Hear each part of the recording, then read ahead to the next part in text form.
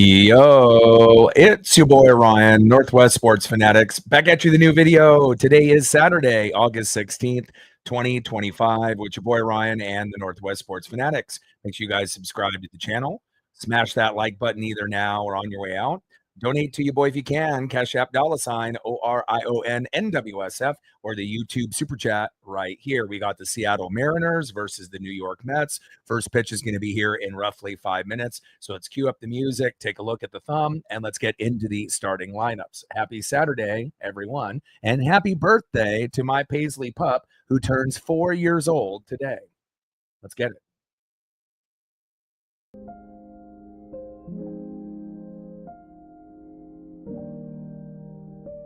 And on the thumb, on the left, it's good vibes only. It is Eugenio Suarez. And on the right is the polar bear, Pete Alonso. Now let's get into the starting lineups here first for the visiting Seattle Mariners. Leading off for the Mariners in left field, Randy Arozarena. Batting second, catching today, big dumper, Cal Raleigh. Batting third, playing center field, it is Julio Rodriguez. Batting cleanup, batting fourth, first baseman, welcome back to the lineup, Josh Naylor. Batting fifth, playing third base, good vibes only, Eugenio Suarez. Batting sixth, DHing today for Seattle, Jorge Polanco. Batting seventh, playing right field, it is Dominic Canzone. Batting eighth, playing shortstop, J.P. Crawford. And batting ninth, at second base, it is a Cole world, it is Cole Young. And on the mound for the Mariners with a 10-6 record, an ERA of 3.08. It is our all-star from 2025. It is Brian Whoa. And now let's get into the starting lineup for the home New York Mets. Leading off for the Mets at shortstop, Francisco Lindor. Batting second, playing right field, Juan Soto. Batting third, playing left field, Brandon Nimmo. Batting cleanup, batting fourth, first baseman, the polar bear, Pete Alonso. Batting fifth, DHing today for the Mets, Jeff McNeil. Batting sixth, catching today for the Mets, Francisco Alvarez. Batting seventh, playing center field, Cedric Mullins. Batting eighth, playing third base, Ronnie Mauricio. And batting ninth, playing second base, Brett Beatty. And on the mound for the Mets, making his MLB debut, it is Nolan McLean. Try dance up. Let's go, M's. We're going to be shooting for 100 likes and 100 on the dono train. And obviously, subs, it's usually been about 5 to 15 on average, but 20 to 50 has been kind of the regular. So hopefully we'll be able to get into that, and everything that we get on the dono train today will go towards my pup and taking care of her today on her birthday. Shout out to all of the generous individuals that helped out with that cause yesterday as well. We got 120 on the dono train yesterday, and hopefully we'll be somewhere in that general range here today for my Paisley pup. Try dance up. Let's go, M's. Appreciate that. And again, yesterday, what a crazy game, right? Again, we had runs back and forth, RBIs back and forth, home runs back and forth. And out of all the games that we watched, up to this point, you could argue that might have been the most entertaining game that we've seen, this year. I mean, again, we've had, games that have been high scoring, but normally when we have games that are high scoring, it ends up, typically being a blowout for either the Mariners winning by a blowout or we get blown out ourselves. So to end up having an 11-9 final, combining for 20 runs, Again, I just kind of wish that Castillo was a little bit better, but at the end of the day, even though he wasn't very good yesterday, the bats came alive, and thankfully they did, and we ended up getting that, game 1 win. Obviously, we feel that we have a very good chance here today. Brian Wu, an all-star, going against Nolan McLean, who's got a lot of butterflies, making his MLB debut today. And again, obviously, if we win the first 2, we're going to try to win tomorrow. And obviously, tomorrow's matchup will be the last matchup, of the night. And I want to say it's George Kirby on the mound tomorrow, based on memory, based on what we were discussing yesterday. And obviously, it's players only weekend. And yeah, the Little League Classic on ESPN, which we normally are not on, will be on live tomorrow at 4 p.m. Pacific. First pitch from Nolan McLean to Randy Arozarena. High and inside with that sinker, 1-0 count.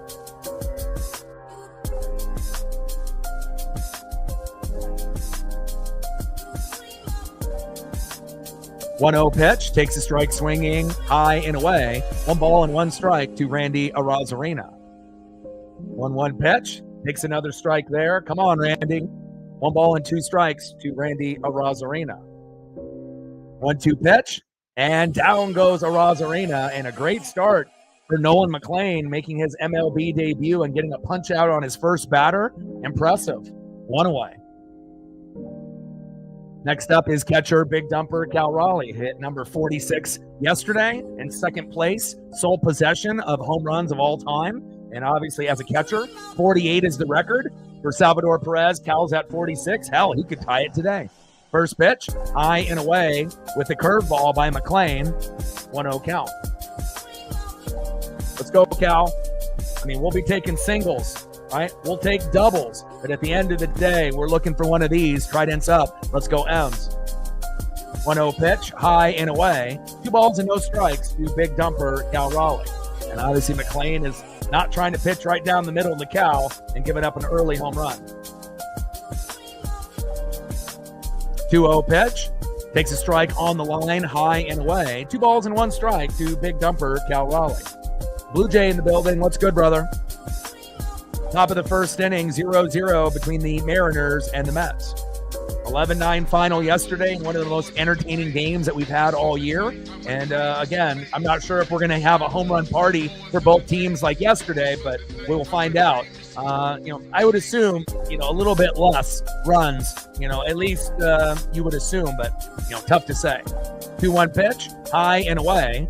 3 balls and 1 strike to Big Dumper Cal Raleigh. And obviously McLean is being very, very careful. Hasn't really pitched anything in the zone at this point, and I don't blame him. Sarah in the building. What's good? 3-1 pitch, and that's outside. Good eye by Cal. And McLean in his MLB debut says, hey, I don't want to give up a home run to Cal Raleigh on my first start, and that's a walk. Next up for McLean is going to be one of the hottest hitters in baseball, Julio Rodriguez. Got the most home runs in the American League since July 11th. And, post All-Star break, he's one of the best players in the game, typically over 300. And again, we've been able to get singles, doubles, triples, home runs. He's been able to pull the baseball in opposite directions, little oppo taco action. And on top of that, more patient in the box. And his defense has been immaculate. So we're going to be really riding on Julio, and hopefully he'll end up having a good game here today. Thank you so much. Paisley Pup turns 4 today. And thank you so much for the $5 holla. All proceeds from yesterday and today will go towards gifts for her in the near future, if not later today or tomorrow. We're at 5, and we got 95 to go. Bang, bang. Thank you so much. 1-0 pitch in play, and Julio ends up grounding out to second and throw to first, and that is 2 away. Grounds out to the pitcher there, Nolan McLean.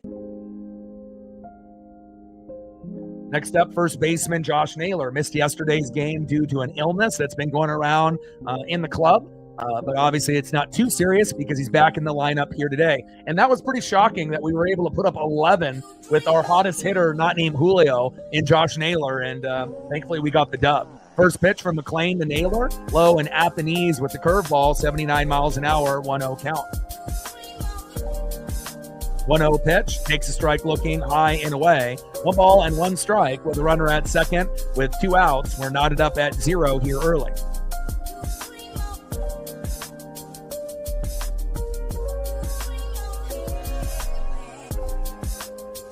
One pitch, low and away. 2 balls and 1 strike from McLean to Naylor. Mike in the building, what's good? Cody in the building, what's good? Let's go Adams. Very exciting time, being a Seattle Mariner fan, since we've only had really 4 good years in the last 40. But it feels like starting with 2022 and then obviously now in 2025, we could actually have something really, really special brewing with this Seattle Mariner team. We are World Series contenders. Even though that is kind of a weird thing to say, it is true. 2-1 pitch, fouled off, high and away. 2 balls and 2 strikes from McLean to Naylor. And we obviously are going to be rooting for the Orioles to beat the Astros later this afternoon. Go O's. Top of the first inning, 0-0. Mariners and Mets. Nolan McLean making his MLB debut. Got a lot of extensive family there in the building. And we got Josh Naylor, one of the best pickups at the trade deadline, in the box for the Seattle Mariners.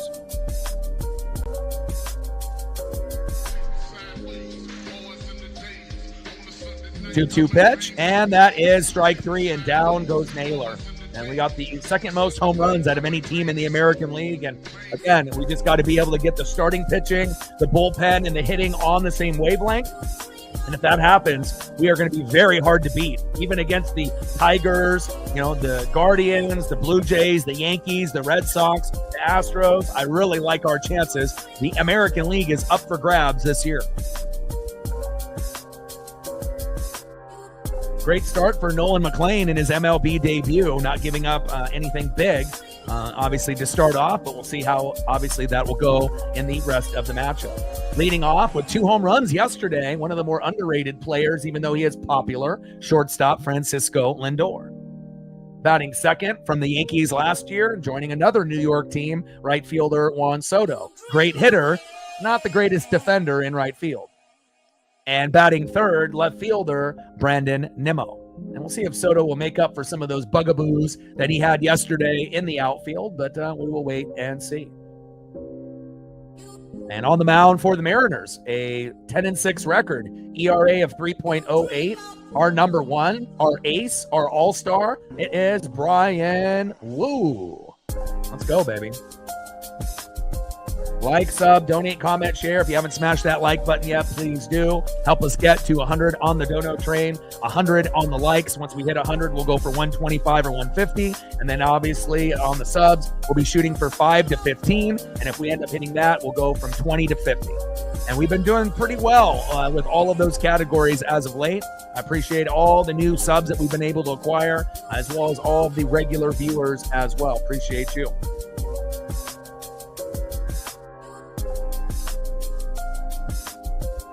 Trident's up. Let's go M's.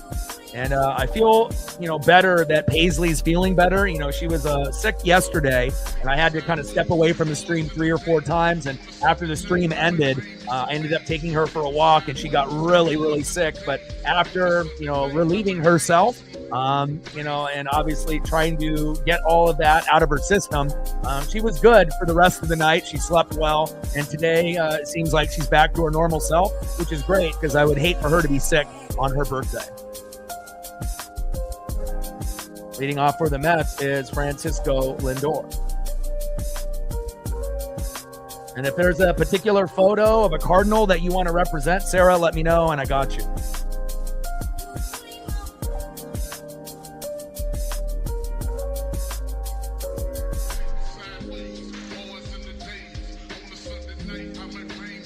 First pitch for Brian Wu to Francisco Lindor, low and at the knees, 1-0 count. 1-0 pitch, fouled off right down the middle by Francisco Lindor. 1 ball and 1 strike to Lindor. Bottom of the first, 0-0 here early between the Mets and the Mariners.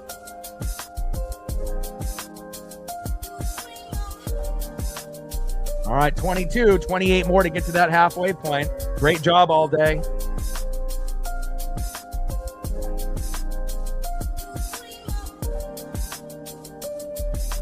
having some gifts delivered from Petco and PetSmart, obviously, in the next few hours. So I want to make sure that, she has a great birthday, a little pup cup, a little toy here and a little toy there. And, want to make sure that she has the best birthday as possible, especially after being under the weather yesterday. 1-0 pitch, fouled off right down the middle. 1 ball and 1 strike to Francisco Lindor. 1-1 pitch, high and away with the four-seam fastball, 97 miles an hour by Brian Wu. 2 balls and 1 strike from Wu to Lindor. I'm feeling pretty good. 2-1 pitch, in play, slow dribbler, and Lindor with a infield single towards JP, and there's just not a play there as it dribbles to first, but he ends up making it safe. Good attempt there by JP, but again, just kind of an awkward angle off that throw, and it wasn't even off a one hop. It hopped like 4 times. So nice job by Francisco Lindor, and that's what you want from a leadoff hitter for your team. Next up is right fielder Juan Soto. Me and Paisley, we ended up waking up super early, around 6:30 a.m. Went for the first walk. We got a little rain last night for the first time in a few weeks after a long heat wave, which was nice. And, rested for a little bit, went for another long walk, about an hour and a half, 2 hours ago. And, again, now it's up to the Mariners to complete the weekend, and hopefully we can get some Mariner dubs, and nothing will make me and Paisley happier than a Mariners sweep. And it looks like the Mariners are going to challenge, and it does look like he did get out.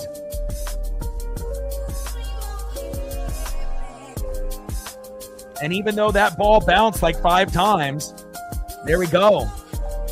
And that is 1 away. The call gets reversed. Great replay. And again, who knows? In that situation, sometimes, the replay would just be like, oh, let's just keep going. But what a great play there by JP. 1 away. I didn't really think he had it on the initial angle, but after seeing the replay, he got him. 1 away. Next up is right fielder Juan Soto. Great start for the defense there by JP.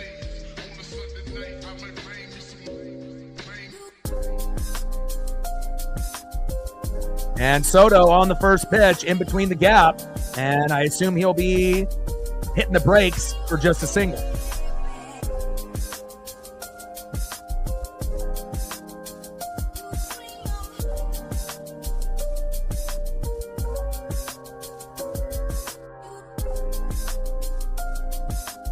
Nice hit right up the middle by Soto. Lindor and Soto were pretty productive yesterday. Next up is left fielder Brandon Nimmo. First pitch to Nimmo, and Nimmo with a single to left. Man, every single player is, taking advantage of Wu. And again, Wu was electric at the beginning of the year, but lately he has been a little shaky. And again, to see, the first 3 hitters take advantage. And again, it's not necessarily trying to throw a strike right down the middle. Some of the pitches are going to be inside and outside, but Wu better get it together. Otherwise, this is going to be similar to what we had with Castillo yesterday, and we can't have that happen. Nice job by Nimmo. Nice job by Soto. Nice job by Lindor, even though he got thrown out, but they're on it. Next up is Pete Alonso, the polar bear. First pitch is high and inside, 1-0 count.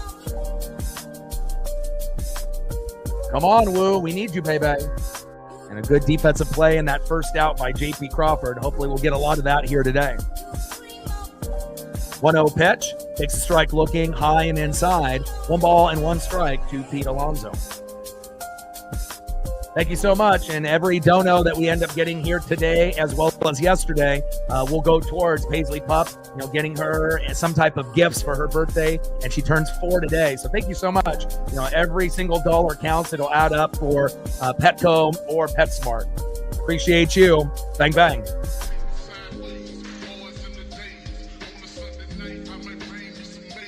Two-one pitch. Takes a strike looking high and away. 2 balls and 2 strikes from Wu to Alonso. We're at 7:93 to go to hit the goal.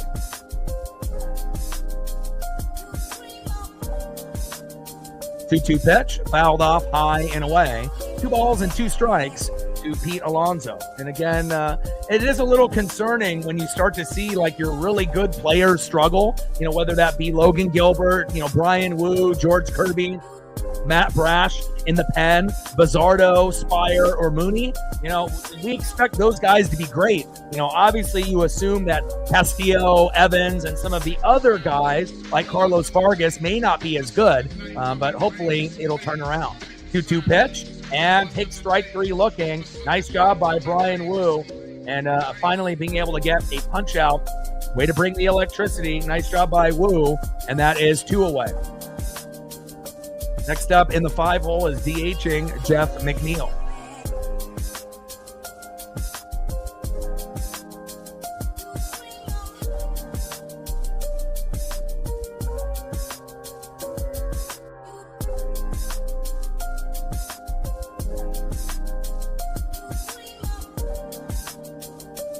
Thank you so much, Cody. Yeah, and again, until you get to a point where you actually have your sole dog, I know some people are cat people and some people are dog people, but once you have your sole dog, it really does change everything. First pitch to McNeil, and he flies out to left. Randy Arozarena is out there, and that is out number 3. And we leave 2 stranded, and great defense by Randy. And luckily, they don't get on the board. Perfect. Not how you start, it's how you finish, right?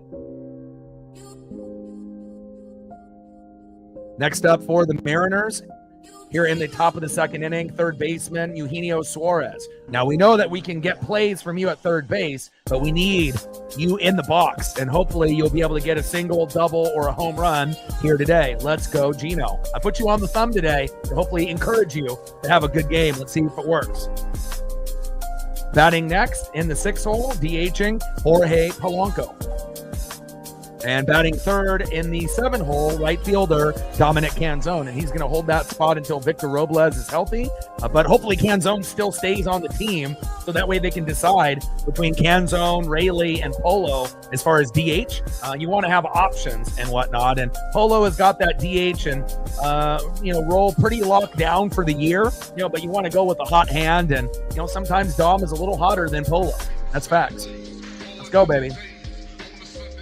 Like, sub, donate, comment, share. If you haven't smashed that like button yet, please do. Help us get to 100 likes, 100 on the dono train. All proceeds of donos from yesterday's stream and today will go towards my Paisley Pop for her birthday today. She turns 4. And again, PetSmart and Petco, they will be waiting.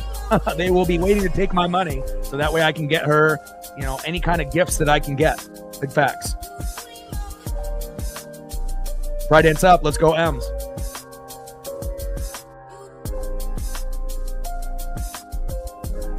And we got 23 subs to go to get to 21,500. So that'll be the goal, obviously, for today. We've been hitting 5 to 15 on certain streams, but lately we've been doing around 20 to 50. So we'll see if we end up getting the volume, even though this is kind of an early afternoon game. And then tomorrow we play in the last game of the night on ESPN, obviously the Little League Classic, which is pretty cool. So hopefully we'll end up getting a decent crowd for tomorrow as well. First pitch from McLean, making his MLB debut. Eugenio Suarez high and inside with a sinker, 95 miles an hour, 1-0 count. And McLean is one of their best pitcher prospects. They weren't really wanting to bring him up, right now. They wanted to have him, kind of work a little bit more in the farm, but sometimes with injuries or good play, you'll get yourself to make a debut. 1-0 pitch, takes a strike looking right down the middle. 1 ball and 1 strike to Eugenio Suarez.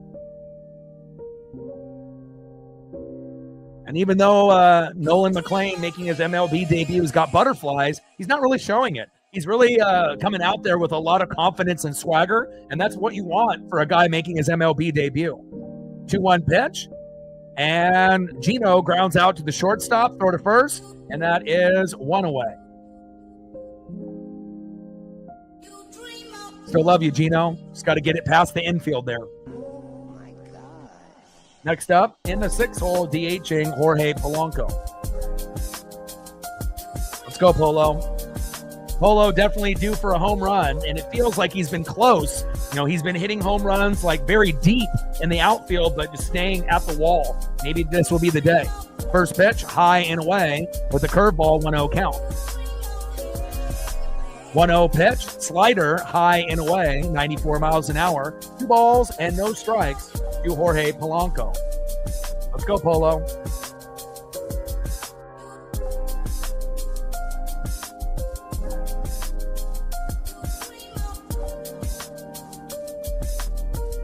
2-0 pitch, takes a strike looking right down the middle. 2 balls and 1 strike to Jorge Polanco. Let's go, Polo.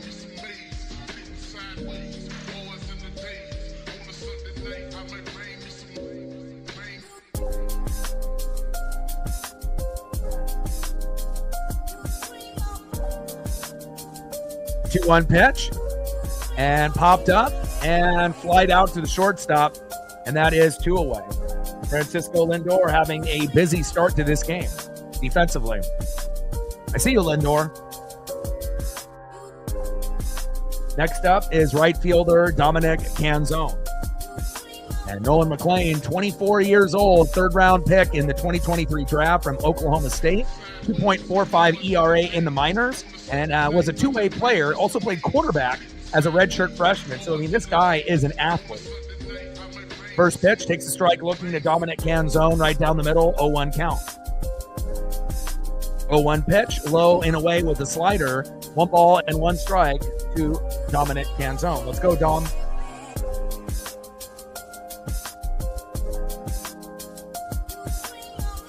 One pitch, fouled off, low and away. 1 ball and 2 strikes to Dominic Canzone. McLean on the mound making his MLB debut, and just based on watching his body language and his kind of aura that he's given off, pretty confident out there. Normally you see guys like shaking at the knees and they're so nervous. Their family's there, their extended family is there. It's a big deal. You don't want to screw up in front of family or screw up for your team. And the game is nowhere near being over. We're only in the 2nd inning, but so far in these early innings, pretty impressed with what I'm seeing so far. 1-2 pitch, fouled off, low and at the knees. 1 ball and 2 strikes from McLean to Canzone, and he is one of the higher, prospects in their farm system. So it would be like when we brought up like Bryce Miller or Brian Wu, like you could see the potential, and you're just hoping that they do well. 8-2 in the last 10 games, and the Mets have lost 10 out of the last 11. So we want to take advantage of a team that is down when they were extremely hot at the beginning of the year. 2-2 pitch, fouled off, low and away. 2 balls and 2 strikes with nobody on and 2 outs. And we were able to get a lot of extended drives, with 2 outs. Same thing with the Mets yesterday as well, with an 11-9 final. You could argue that was one of the best games of the year, if not the best game as far as entertainment value for hits, home runs, and ribbies. 2-2 pitch, and that is strike 3. Down goes Dominic Canzone, and a nice job by Nolan McLean early here in the matchup. He already has 3 Ks compared to Woo's 1, and Wu was an all-star this year. Nice job by McLean.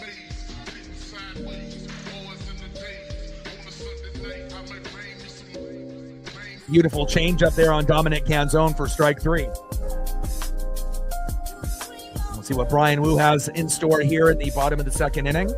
And let's see who's up next here for the Mets. Next up for the Mets in the 6th hole, catching today for New York, Francisco Alvarez. Batting 2nd, the former Baltimore Oriole center fielder Cedric Mullins, and will be rooting for his former team against the Astros in a couple hours. Let's go O's. And batting 3rd in the 8th hole, 3rd baseman Ronnie Mauricio. Trident's up, let's go M's.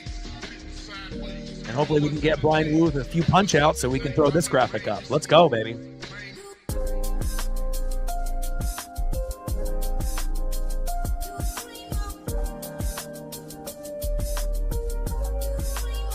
Yeah, absolutely it does. And I'm always about analytics and stats and history. That's who I am. And I've always been that way, even as a young kid. And again, we're 0-5 in the year, when we've had rain delays. And unfortunately, we had back-to-back games, which never has happened before in this 2025 season. And obviously, if you have any rain delay, whether it be 15 minutes or 5 hours, it definitely messes up our routine, and we haven't found a way. Now, if we didn't have rain in those 2 games, I don't think we would have lost. Maybe we would have lost one of them, but we definitely wouldn't have lost both. And we would have won the series minimum 2 out of 3. And we would have had probably a good chance for a sweep, but it is what it is.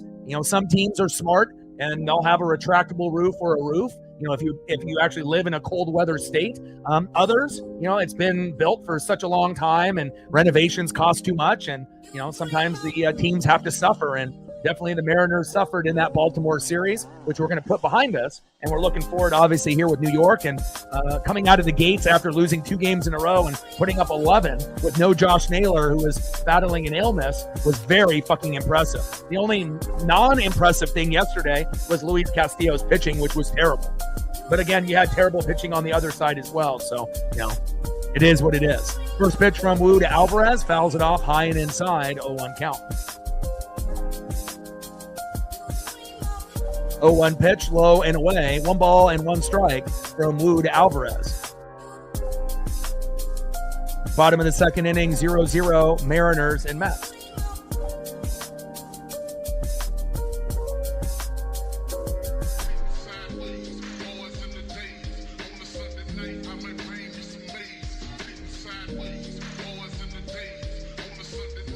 Cool kid in the building. What's good?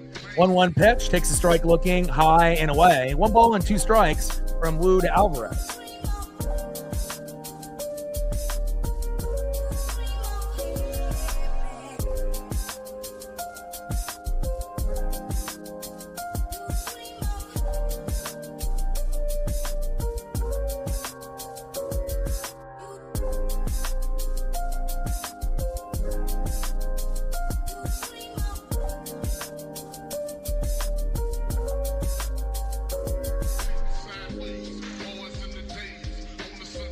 One-two pitch, low and away. 2 balls and 2 strikes from Wu to Alvarez. 2-2 pitch, popped up and flied out to right. And down goes Alvarez. Nice job by Brian Wu, and that is 1 away.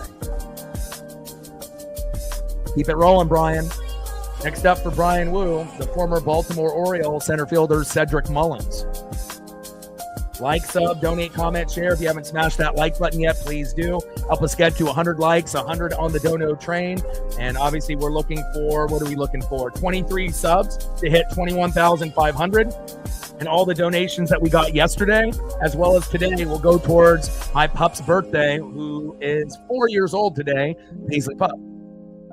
First pitch from Wu to Mullins, takes a strike looking right down the middle, 0-1 count. And, even if it ends up being something as small as like $1, that will go towards the cause. And, it won't cost too much to be able to get certain toys, even though, everything has kind of gone up with inflation. But, you can still get a decent toy for a dog for $5 to $10. And, hopefully we'll be able to get a decent dono number today, as well as we did yesterday. We hit 120 yesterday on the dono train, and hopefully we'll be able to get something similar to that. And that way she can have a fantastic birthday. She deserves it. Changed my life forever. 0-1 pitch, fouled off, high and inside, no balls and 2 strikes from Wu to Mullins.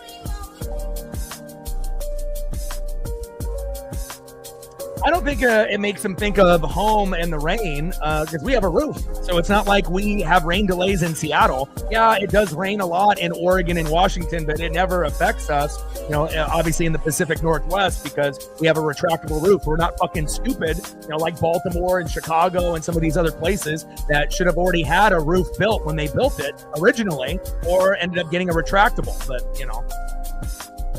the main thing for me, it's not really thinking about the rain. It's routine. All of us have a routine when we wake up, right? Get up, comb your hair, brush your teeth, take your dog for a walk, eat breakfast, drink a coffee or an energy drink. And imagine, when you wake up and, you don't have your coffee, you don't do your walk, you don't, have your breakfast, you're off, right? And that's the same thing with the Mariners when you end up having a rain delay. And, when you have a rain delay to start the game or in the middle of the game, it's not ideal. And, I think it's really more of routine than anything. 0-2 pitch, high and away, 1 ball and 2 strikes from Wu to Mullins. But I know, like with me, if I don't have my breakfast or my regular routine, I definitely feel like a little scatterbrained and a little off. You try to fight through it and say, hey, everything's going to be okay, but deep down it won't be until you get those things done. So 2-2 pitch. And big swing and a miss. Down goes Cedric Mullins. And that is 2 away. Nice job by Brian Wu, baby. Let's go. I see you, Wu. Ric Flair loves it, baby. Keep it going, Brian. Bring that electricity. Next up is third baseman in the 8-hole, Ronnie Mauricio. First pitch from Wu to Mauricio, fouls it off, high and inside, 0-1 count. Let him know all day.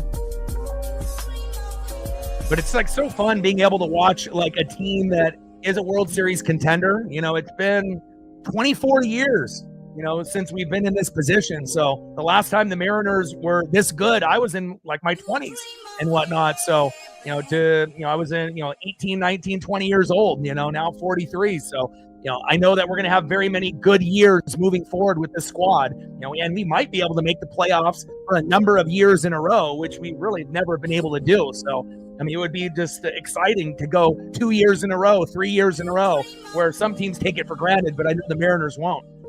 0-2 pitch, fouled off, high and away. No balls and 2 strikes from Wu to Mauricio. And who knows, maybe we'll go 5 years in a row, something of that nature. I hope so. And down goes Mauricio, and that is the end of the second inning. Good start here in a pitcher's duel, obviously with Nolan McLean making his MLB debut and pitching well, and Bryan Woo with a few hits early, but didn't give up the big RBI or the big home runs. And right now, the Mets have 2 hits, and the Mariners have none. So McLean has a early no-hitter, and hopefully that will change here in this particular inning.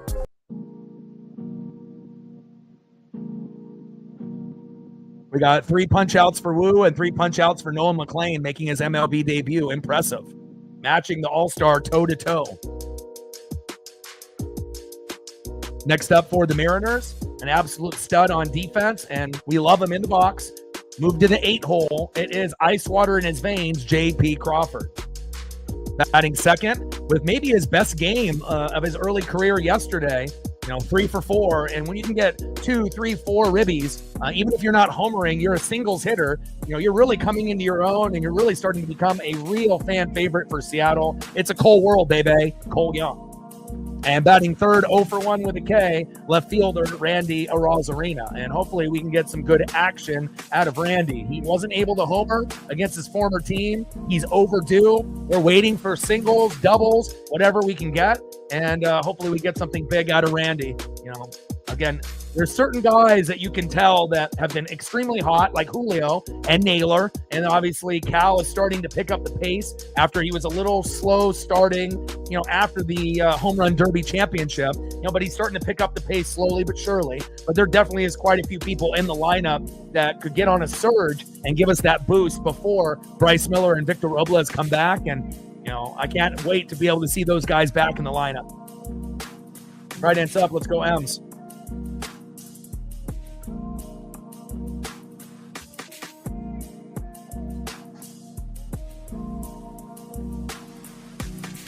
Trident's up, baby. Let's go. Nice job by Bryan Woo. I see you, baby. Keep getting those Ks. Should be able to get somewhere between 4 and 8 Ks here today, you would assume. Top of the third inning, 0-0 here on Players Only Weekend. First pitch from McLean to JP. Takes a strike swinging, low and at the knees, 0-1 count. 0-1 pitch, low and away with a curveball. 1 ball and 1 strike from McLean to JP.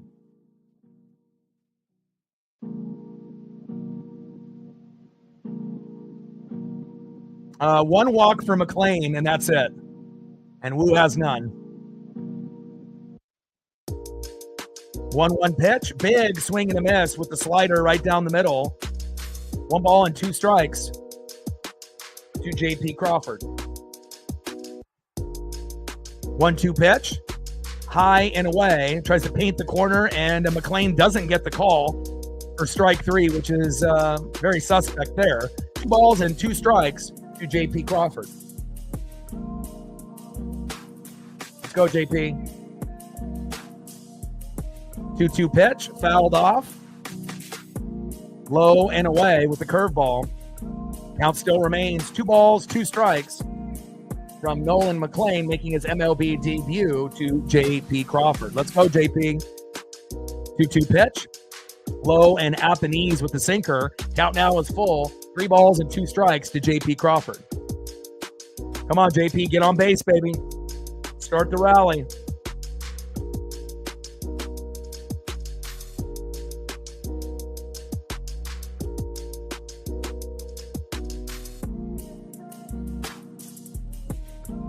3-2 pitch, fouled off right down the middle with the slider. Count still is full. 3 balls and 2 strikes to JP Crawford. Come on, JP. 3-2 pitch, fouled off again, low and away. Count still 3 balls, 2 strikes to JP Crawford. And that was pitch number 8 with back-to-back foul balls with the slider by McLean. Pretty wicked slider at that.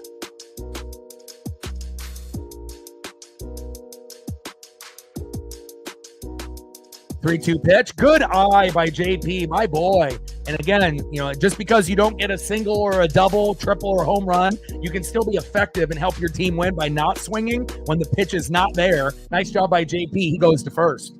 Let's see if Cole Young can end up getting on base as well. And I feel like it's a good combo of having JP and Cole right next to each other. They can motivate each other, and JP can obviously mentor him. First pitch to Cole Young, low and away with a slider. Good eye by Cole, 1-0 count.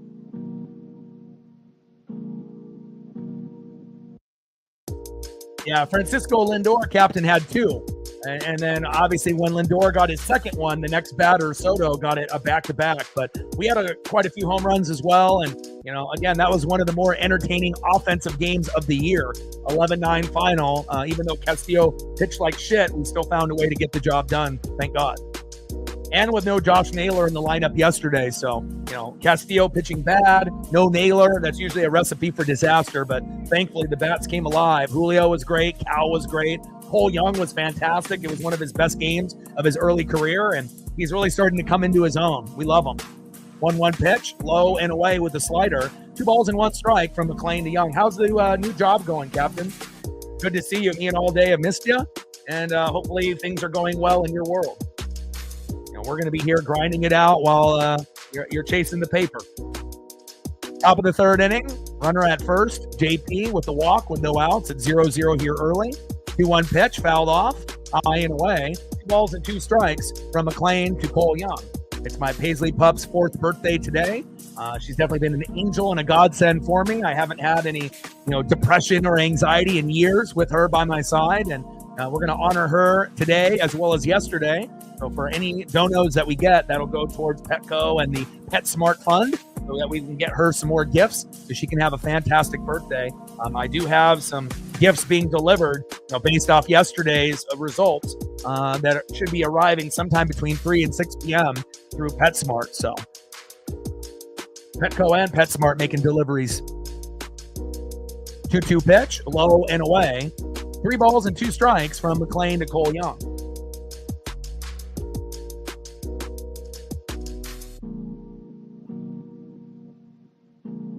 It feels like, he's never really been great at defense. It feels like his defense has gotten worse. And I feel that he was a better player last year than he was this year. I mean, he's still putting up some pretty good numbers. 3-2 pitch, and that is a walk. I mean, Juan is still a guy that is one of the, best players. There's no doubt about that in Major League Baseball. But for the amount of money that they, paid him, 252 average, but he's got 30 homers. So 70 ribbies, 108 hits. So, I mean, he's having just as good of a season as last year, if not, on that same type of pace or even maybe slightly better at this point. I mean, I would have to go back to see how many homers he had at this point last year with the Yankees. But Soto is a guy that should be able to hit like 30 to, 50 home runs almost every year. It's just a matter of, does he get hurt or not? And really the only bugaboo about Soto is defense. His defense could be a little bit better, but other than that, there's nothing really else that you could say about Juan Soto. So, and then obviously Soto, helped them make the World Series, even though they lost to the Dodgers and Ohtani. Not very likely the Mets are going to make the World Series, even with Soto here.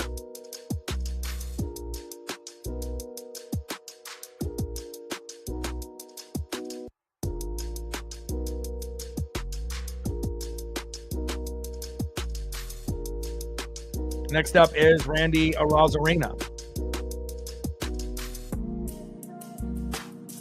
First pitch to Randy, low and at the knees, 1-0 count.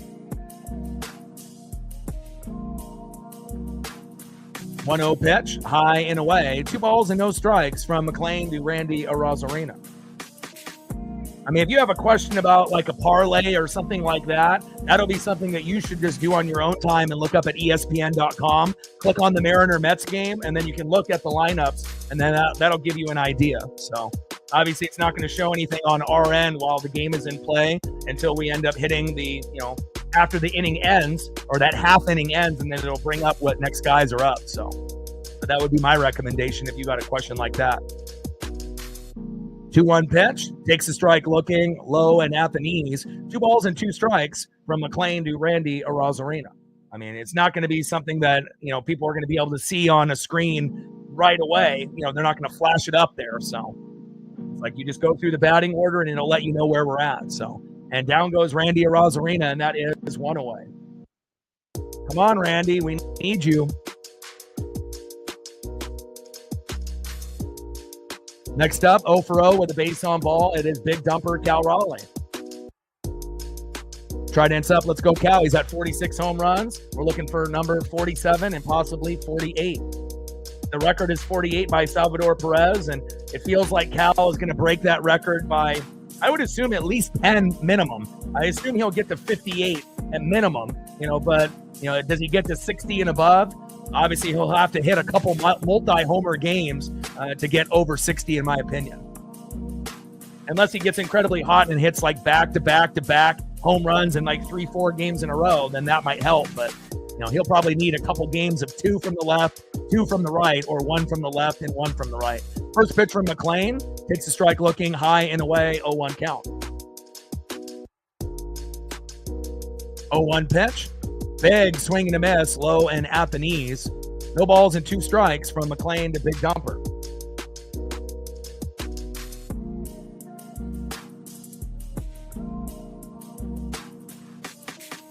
Flying Monk in the building. What's good?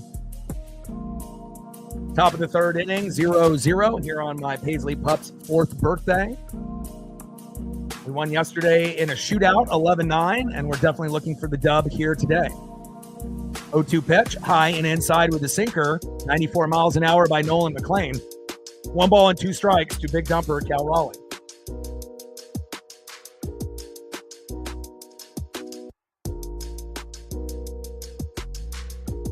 Come on, Cal.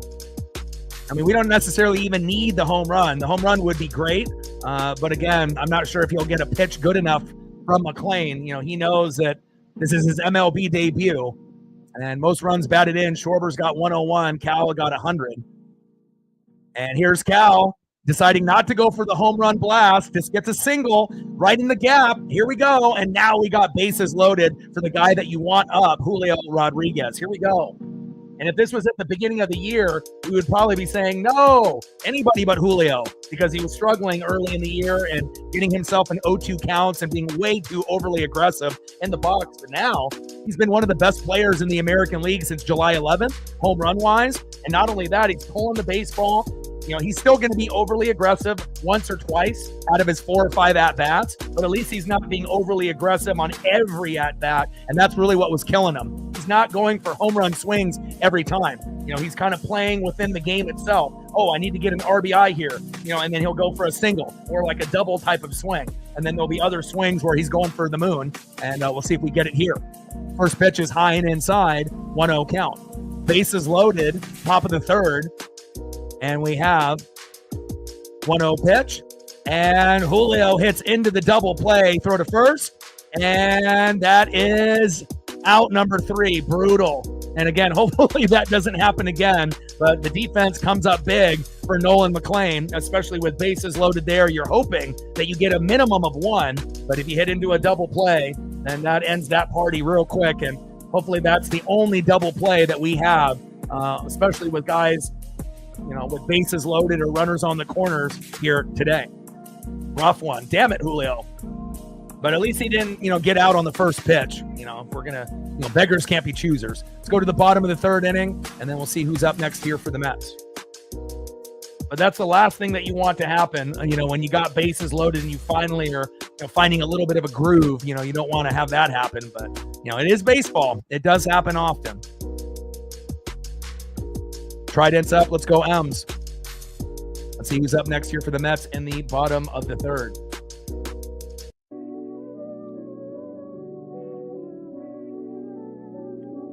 Next up for the Mets in the 9 hole, second baseman Brett Beatty.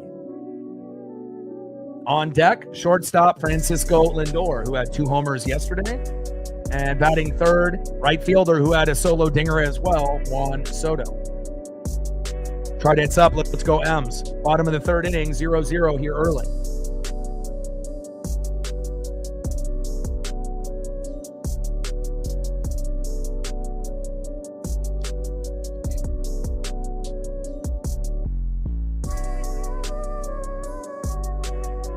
I don't know. Solano and Garver did pretty good yesterday. Garver hit a home run. Again, Demo and Carlos Vargas, don't deserve to be on the team. And obviously, if you're going to send Garver down for Ford, that's one thing. But if you're not, you still need to have a catcher that can actually catch, from our starting and our bullpen. So, and Solano was terrible at the beginning of the year, but he's actually been okay. Still not a great player, but, again, if they're not going to be bringing up certain guys just yet, Solano and Garver aren't great, but I wouldn't say that they're terrible like Dylan Moore. And even Dylan Moore got a hit yesterday with a double. I think we had, 8-9 doubles yesterday, broke a record. So we'll see how it goes here today. First pitch from Brian Wu. Beatty fouls it off, high and inside, 0-1 count.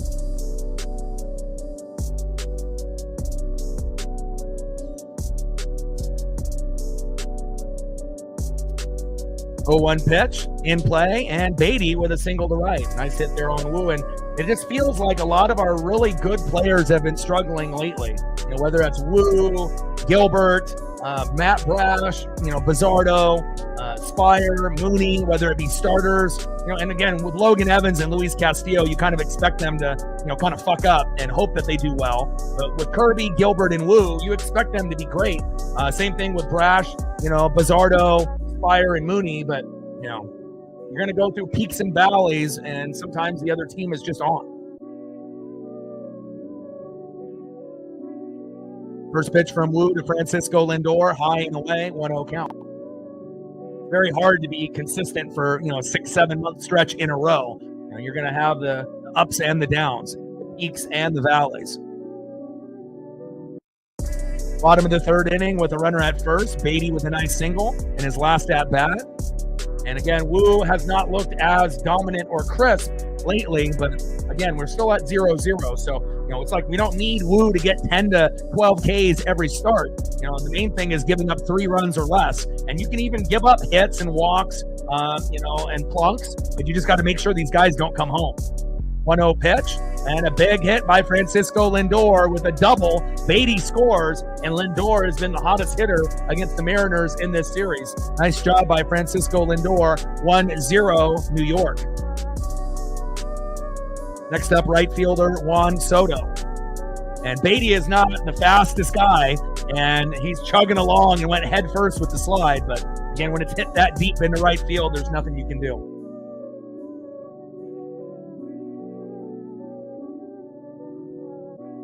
And hopefully Wu doesn't give up a whole lot more. He only can give up 3 or less, unless our bats are going to come alive. And again, normally when the Mariners go off, for 5 to 12 runs, a lot of times the next game, they end up getting only 1 to 3. And hopefully that's not the case today. I mean, unless it was like the Tiger series where we put up 35 in 3 games on the road and swept them when they were the best team in baseball. So, we've shown that we can do, both. We can, grind it out and, score 10 runs per game for 3 games in a row. But also we've seen quite often where we have a really good game run-wise, and then the next game is a little off, regardless on who's pitching. 1-1 pitch and bunted foul. I love seeing bunt attempts. Kind of surprising it's Juan Soto doing a bunt attempt, but, everyone can do it. No discrimination on the bunt. Bottom of the third inning with a runner at second. Francisco Lindor with a big RBI double, bringing Beatty home, 1-0. Here in the bottom of the third, Wu on the mound, Soto in the box. 1-2 pitch, low and at the knees. 2 balls and 2 strikes to Juan Soto.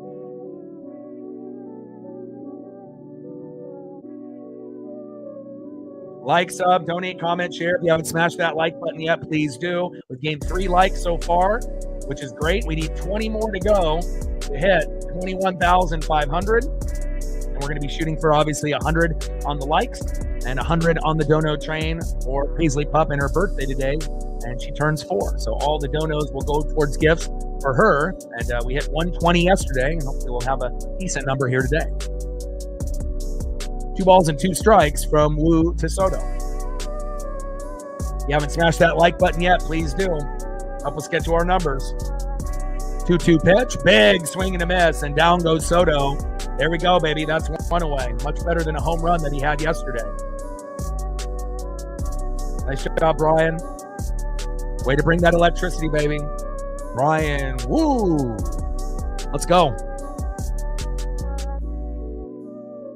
Next up is Brandon Nimmo, who is 1 for 1. We got 130 in the building. We're at 50 likes. So we have 80 people in the room that haven't hit the like button. Do your boy a solid and help us get to that number. Now we're at 52, 48 more to go to hit the goal.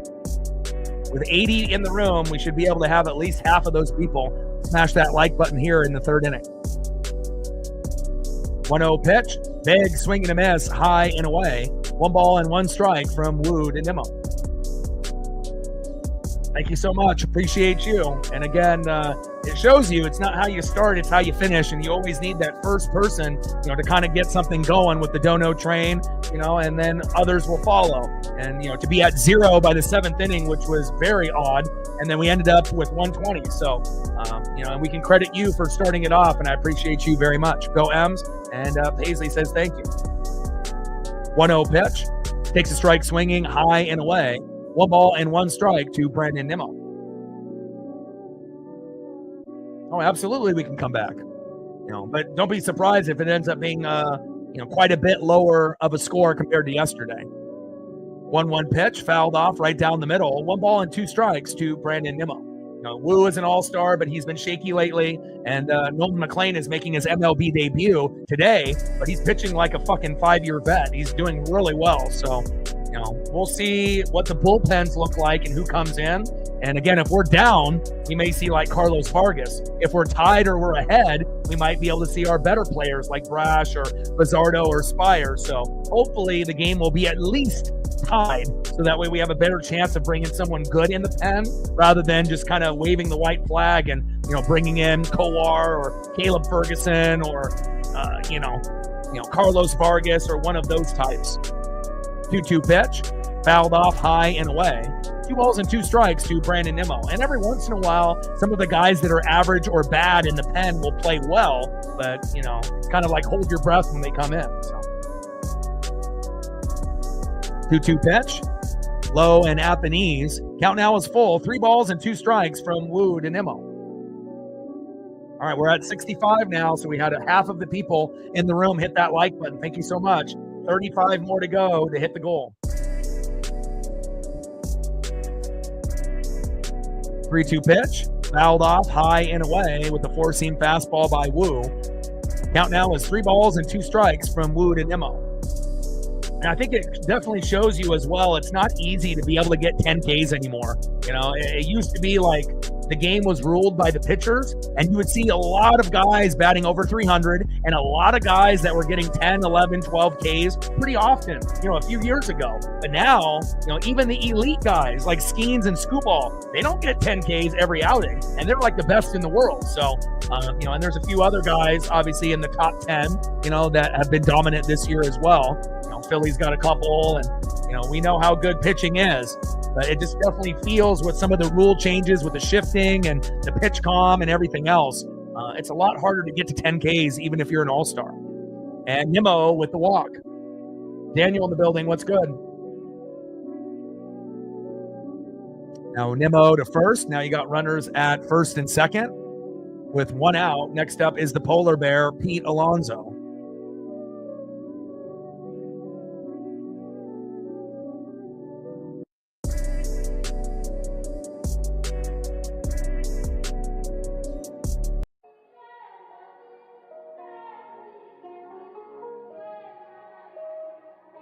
Come on, Wu, settle in, baby. We could really use a double play here. We had a double play on bases loaded. But again, for us to get the double play, we need Alonso to hit a dribbler in between second and third, a flip to second to JP or Cole, and then a throw to Naylor to get out of this inning. I mean, unless we're able to get a pop-up and a ground out or back-to-back punch-outs. But again, Wu, lately hasn't been really having a whole lot of control, with the punch-outs. So I would assume, if we can just get a double play off a dribbler, that might be the best way to get out of this jam.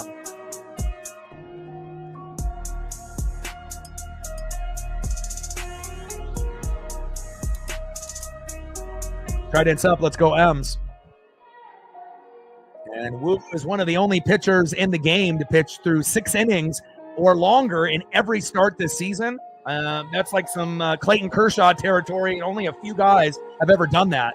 And again, Wu has really held it down, when we had injuries to Gilbert, Kirby, and Miller. And it's not often where you have 3 of your top 5 injured for a chunk of the year, and you're still a World Series contender, let alone a good team. But some of these guys are getting healthy now at the right time, and better to get hurt early rather than late. 1-0 pitch in play, and Alonso lines out to right for 2 away. There we go. We don't get the double play, but we get the fly out, and we'll take that. Next up is DH in the 5-hole, Jeff McNeil, and we'll take a pop-up, a ground out, a strikeout looking, or a strikeout swinging. Just get out of this jam. Don't give up a run. We're already down 1-0, and we want to keep it close. Thank you so much. Appreciate you.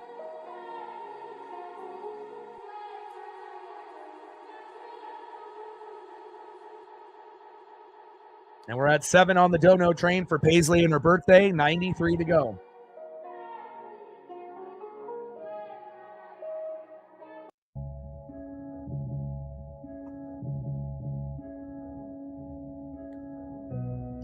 First pitch from Wu to McNeil. Takes a strike looking high and inside, 0-1 count. Runners at first and second in the bottom of the third. This is the first time the Mets have really felt like they were starting to threaten. We had bases loaded, but Julio hit into a double play, so unfortunately we weren't able to get anything on the board in that situation, especially when you got bases loaded and 1 out, But again, we've had bases loaded, no outs, and gotten nothing before, so, nothing surprises me nowadays. 0-1 pitch, low and away with the changeup. 1 ball and 1 strike from Wu to McNeil. Mets offense in the last few games has started to turn it around, but the Mets have lost 10 out of the last 11. So we want to make sure we're taking advantage of a team that's on a downward spiral compared to where they were at the beginning of the year, at the first half of the season when they were one of the best teams in baseball. 1-1 pitch, fouled off right down the middle. 1 ball and 2 strikes from Wu to McNeil.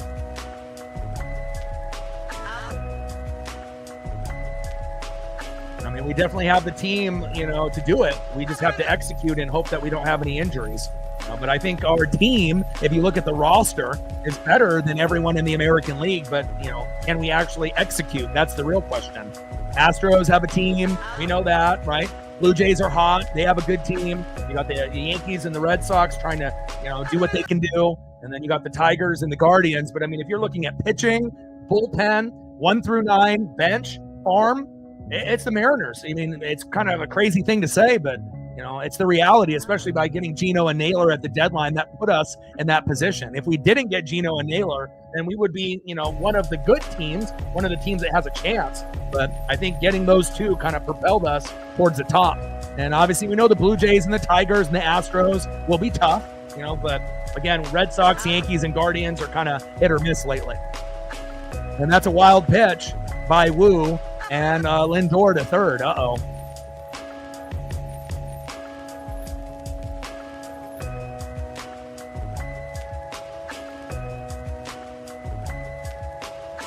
Ball hit the ump. Now couldn't locate it.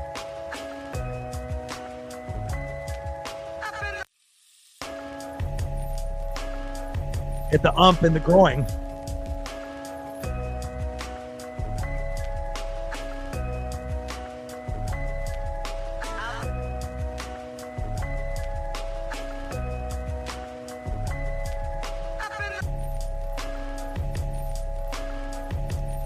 3-2 pitch to McNeil with runners on the corners at first and third with 2 outs. We got to get out of this inning. Don't give up that big home run or big RBI. We have to keep it close. We scored 11 yesterday. Typically after a big game, the Mariners will only score 1 to 3 runs in that next game. Not every time, but that's kind of been the routine. 3-2 pitch in play. McNeil grounds out to first, toe tap on the bag, and got him. There we go. We leave 2 stranded, and we get a little bit of payback after having bases loaded ourselves and not getting anything. Great job there by the defense and Wu and Naylor. Great job, Ems. All right, let's get on the fucking board, huh? I think it's time. Let's go, baby. Trident's up. Let's go, Ems. Like, sub, donate, comment, share. You haven't smashed that like button yet, please do. Help us get to 100 likes, 100 on the dono train, and we need 20 subs to go to hit the goal of 21,500. Next up for the Mariners, 0 for 1 with a K. Missed yesterday's game due to an illness. Hopefully he'll be able to get a single, double, home run, or a stolen bag. First baseman, Josh Naylor. Batting second, third baseman, good vibes only, Eugenio Suarez. Let's go, Gino. And batting third, DHing for the Mariners in the 6 hole, Jorge Polanco. Trident's up. Let's go, Ems. And let's take a look at the stats of the pitchers at this point. All right, Brian Wu, 3 innings pitched, 4 hits, 1 earned run, 1 walk, 4 Ks, 54 pitches, 35 strikes, 3.08 ERA, all-star in 2025. And then we have Nolan McLean making his MLB debut, but pitching like a vet. 3 innings pitched, 1 hit, no earned runs, 3 walks, 4 Ks, 57 pitches, 31 strikes, and his ERA is 0. Can't beat that. Top of the 4th inning, 1-0 Mets. And if you're just tuning in, Francisco Lindor doubled to right. Beatty scores 1-0 New York. And Lindor definitely has been the hottest hitter in the series with 2 home runs yesterday and then a big RBI here today. Let's go, Josh. We need you, baby. Bring that electricity. Let's go.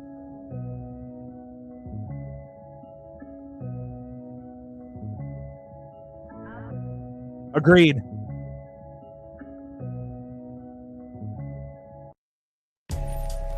Gained a couple more subs, now 19 to go to hit 21,500. Let's go, baby.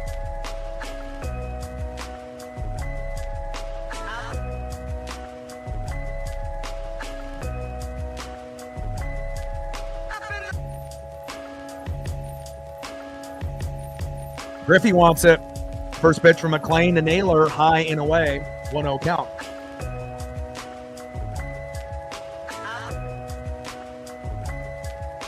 Let's go, Nails. Let's get it, baby.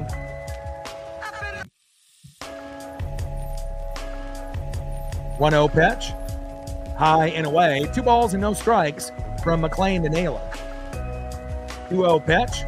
Takes a strike looking right down the middle. 2 balls and 1 strike to Josh Naylor.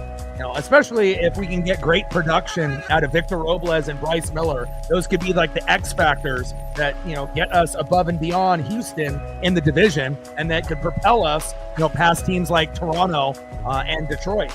We know the Tigers and Blue Jays are very, very good, but I like our chances against them.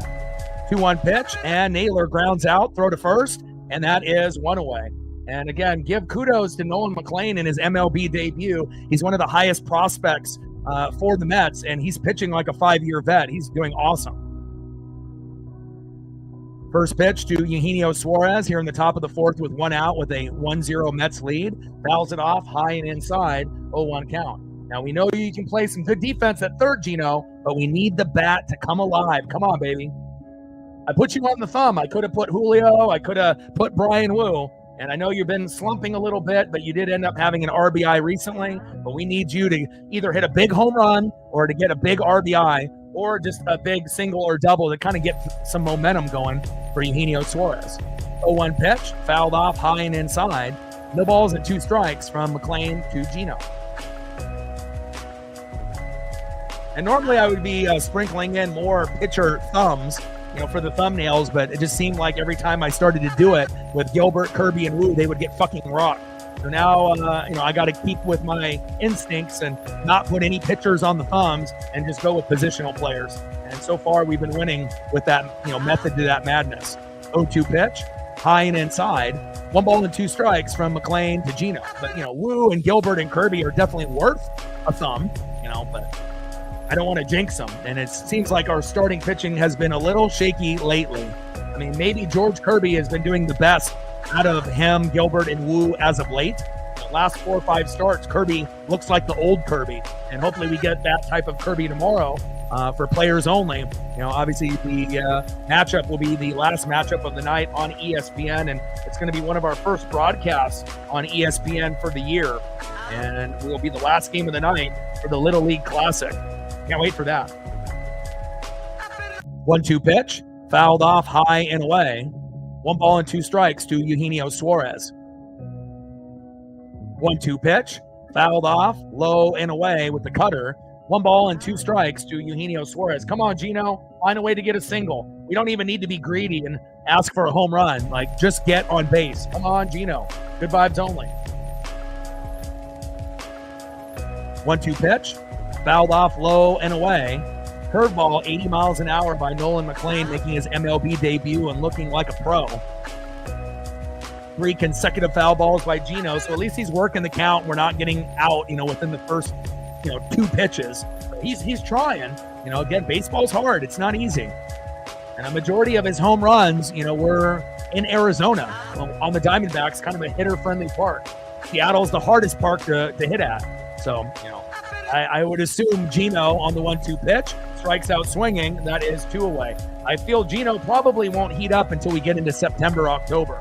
But hopefully at some point in August, we can get a little bit more confident in his abilities. Next up is Jorge Polanco.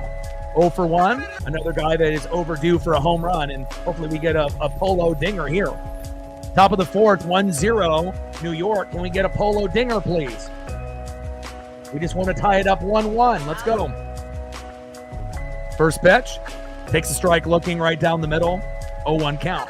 And if Nolan McLean keeps pitching like this, we may not get anything. We might just have to wait till he exits, and then they have a meltdown in their pen, and then we get 1 to 5 runs after that, hopefully. But again, after scoring a lot of runs, typically the Mariners only score 1 to 3 in the next game. The only really circumstance that you can say that wasn't like that was when we scored 35 and in 3 games against the Tigers on the road, but that's not a real common result for Seattle, even with this amazing lineup that we have. 0-1 pitch, high and away. No balls and 2 strikes to Jorge Polanco. Top of the 4th, 1-0 New York. And we're just looking for something positive to gain some momentum. 0-2 pitch, and down goes Polo for strike number 3. Nice job by Nolan McLean. And again, a lot of guys making their MLB debut would be nervous. But again, this might be one of the best performances that I've seen from a guy making his MLB debut in the halfway point of the season. Great job by McLean. He's got some nasty stuff. He's got a 1-hitter on the Mariners, and this is his first game in the big leagues. Impressive.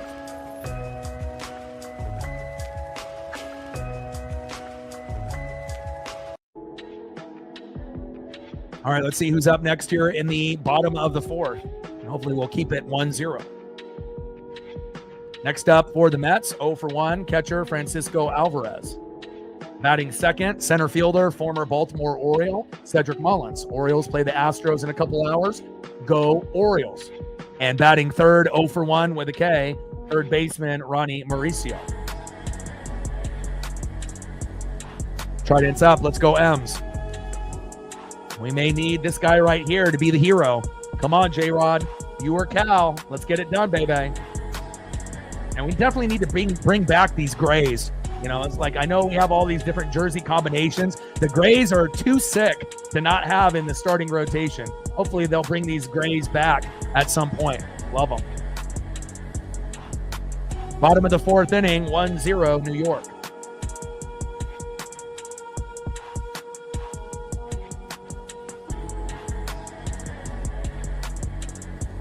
$19 subs to go to get to 21,500. Let's go, baby.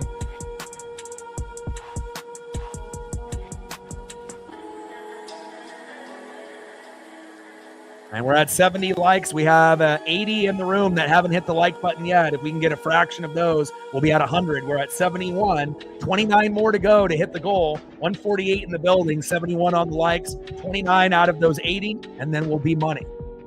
Bottom of the 4th, 1-0 New York.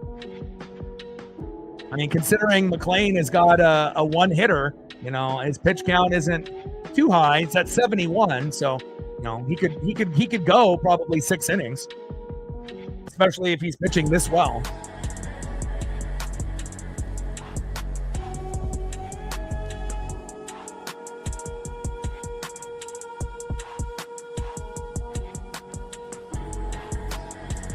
Appreciate that. And all donos that we got yesterday and today will go towards Petco and PetSmart for my pup, who turns 4 today. First pitch, fouled off, right down the middle, 0-1 count.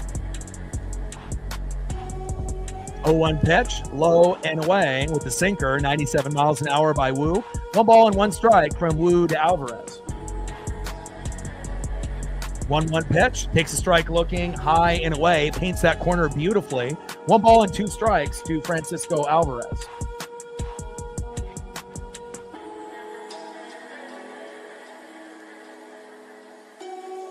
One-two pitch, big swing and a miss, and down goes Francisco Alvarez. We love that. Nice job by Brian. Whoa, let's go. Nice job, Brian. Keep it going. Next up is Cedric Mullins.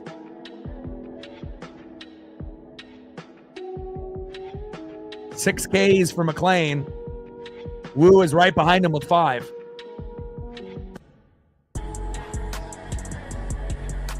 First pitch from Brian Wu. Takes a strike looking low and away to Cedric Mullins. 0-1 count.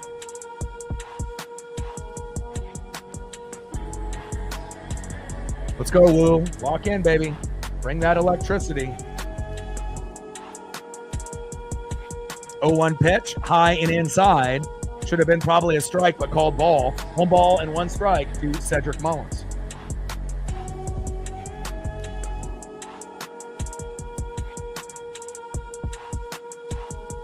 Yeah, I think a lot of the starting pitching really hasn't been very trustworthy lately. They were really good at the beginning of the year, but it just feels like we're never really going to be great on all 3 categories at the same time: starting pitching, bullpen, and hitting. It's usually 1 out of 3 or 2 out of 3. And just as soon as the hitting gets good and the bullpen maybe starts to get a little bit better, then the starting pitching starts to fade or the bullpen starts to fade.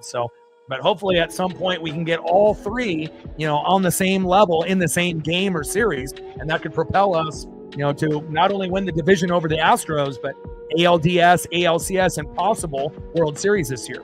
1-2 pitch, popped up, and Mullins flies out to left. Randy Arozarena is there. 2 away. Defense there by the M's. Next up, 0 for 1 with a K, third baseman Ronnie Mauricio. Let's go, Wu. First pitch from Wu to Mauricio, fouls it off, high and inside, 0-1 count.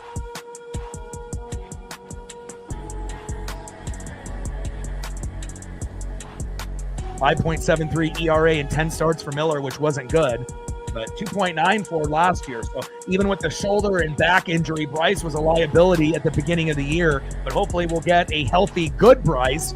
We're going to need it. Otherwise, if he's going to give up 4 or 5 runs, that's essentially the same thing you're getting out of Logan Evans on the road, but now Logan is on the IL. So Logan can win games at home, but hasn't figured out how to win on the road. And we haven't figured out how to win with a rain delay. We're 0-5 in those games this year. Back-to-back games in Baltimore screwed us, but we came out strong yesterday. And we're in it right now. We're only down 1. 0-1 pitch, high and inside. 1 ball and 1 strike from Wu to Mauricio. 1-1 pitch, big swing and a miss by Mauricio. 1 ball and 2 strikes here at the bottom of the 4th. 1-2 pitch, high and away with the 4-seam fastball, 95 miles an hour by Brian Wu. 2 balls and 2 strikes from Wu to Mauricio. Bottom of the 4th, 1-0 New York lead here with nobody on and 2 outs. And it definitely feels like this is a game that is up for grabs. It's been a pitcher's duel, and again, kind of crazy to think that an all-star, Brian Wu, is slightly getting out-pitched by a guy that's making his MLB debut. But again, this McLean is probably one of the best debuts I've seen. And got him. There we go. Nice job by Brian Wu. I love that. Let's get it, baby. And Brian Wu, big swing and a miss by Mauricio, and they are both at 6 Ks. Let's go. Way to bring that electricity, Brian Wu. You're a fucking all-star. And again, you gave up one, and hopefully that'll be only what you give up. And then the Mariners' bats have to come alive. Nice job. Woo on their ass. Woo! Let's go to the top of the 5th, and let's get on the fucking board already, huh? Next up, right fielder 0 for 1 with a K. Dominic Canzone. Would love a Dom bomb, baby. Batting second, 0 for 0 with a walk. With his first at-bat, shortstop J.P. Crawford. Ice water in his veins. We know he can play defense, and he's a stud there, but we would love for that bat to come alive. And if you get an unexpected homer from one of these 3 guys, hey, we could be right there. And batting third with maybe his best game of the year yesterday, 3 for 4, 3 RBIs. It's a Cole world. It's Cole Young, baby. I mean, you could get a home run here. You could get a single, double, or home run here, and even just a single, by Cole Young or a double would be huge. Try dance up. Let's go, M's. Let's get on the board.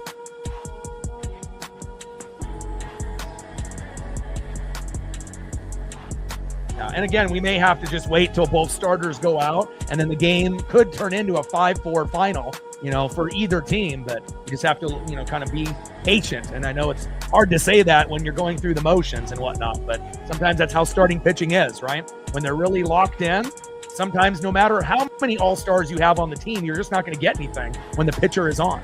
We need 23 more likes to hit the goal. We have 77 likes, and we have 70 in the room that haven't hit the like button yet. So if we can get 23 out of the 70, we'll be at 100. Let's go.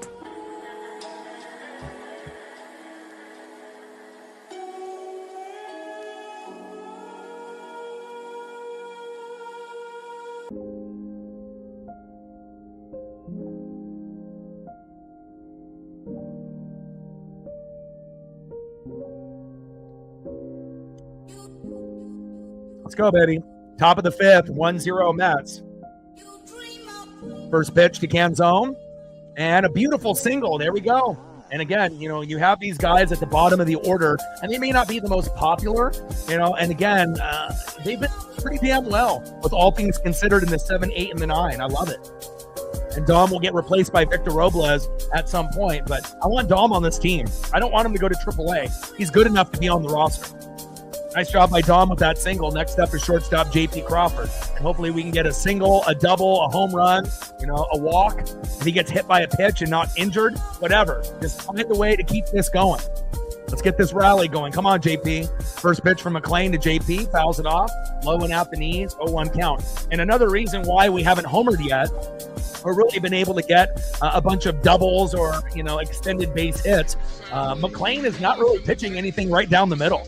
He's really working the corners pretty damn well. Wild pitch, and Canzone safe at second. And that's a rare wild pitch by the rookie here, making his MLB debut, Nolan McLean, and we'll take that. That was really more on the catcher than on McLean. Closed his mitt slightly too soon there. That was more on Francisco Alvarez. And you can tell he's disgusted with himself. I can't believe I didn't catch that.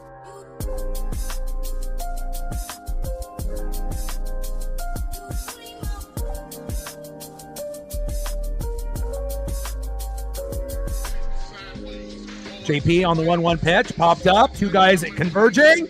Oh my God.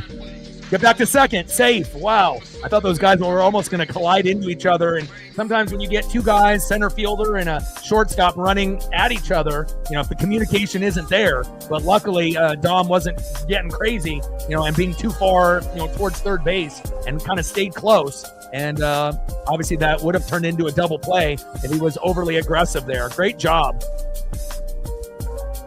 Bad luck there for JP, but he tried to get it right in the sweet spot in between both guys, but great defense there by Francisco Lindor. That's what he does.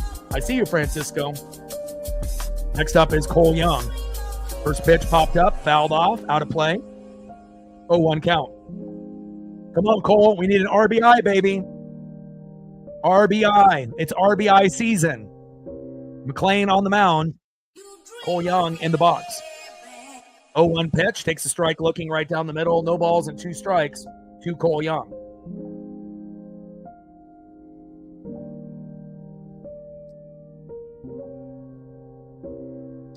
There we go. 93 to hit the goal. 0-2 pitch. Fouled off high and away. No balls and 2 strikes to Cole Young. Not when you have a guy that's coming in that's lights out. You know, this is probably one of the best MLB debuts for a, you know, not a very well-known individual unless you're a part of the, Mets fan base. Again, this is a very good outing.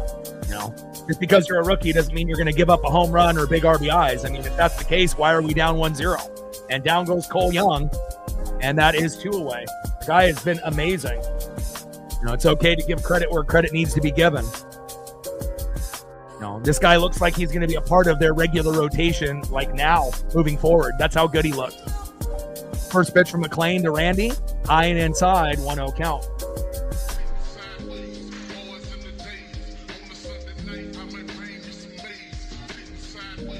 Top of the 5th inning with a runner at second with 2 outs, 1-0 New York. Nolan McLean pitching like a 5-year vet. And we got Randy Arozarena in the box, and hopefully he can find a way to get on base, even if that means him getting hit by a pitch. 1-0 pitch, and Arozarena grounds out to first, toe tap on the bag, and that is out number 3. And based on how this game is gone, we're going to have to wait for McLean to go out before we get anything going our way. Great defense there by the Mets today as well. I mean, the best chance that we had is when we had bases loaded with 1 out, but Julio hit into the double play. If he didn't, then we probably would be at 1-1 or maybe even ahead 2-1, but that's baseball. Let's see who's up next here for the Mets in the bottom of the 5th. Next up for the Mets, 1-for-1 with a run. Second baseman Brett Beatty. Batting second, 1-for-2 with an RBI, as well as 2 home runs yesterday, and some great defensive plays today. 3 of them already. Francisco Lindor, I mean, he's Mr. Everything for New York. And batting third, 1-for-2 with a K, right fielder Juan Soto. Trident's up. Let's go M's. Let's take a look at the pitch counts and the stats so far. Nolan McLean making his MLB debut, and it's one of the best ones I've seen in a long time. 5 innings pitched, 2 hits, no earned runs. 3 walks, 7 Ks, 81 pitches, 50 strikes, ERA of 0. Pretty fucking phenomenal, if you ask me. And then Brian Wu, 4 innings pitched, 4 hits, 1 earned run, 1 walk, 6 Ks, and 67 pitches, 44 strikes with a 3.06 ERA. Come on, M's. Trident's up. Got to wait for McLean to exit, and then we can get going.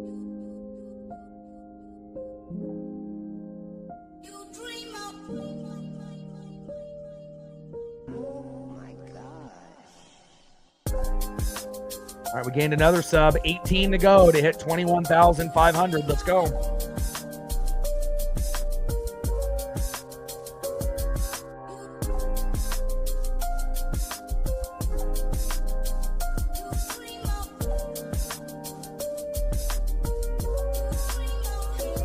All right, we're at 81.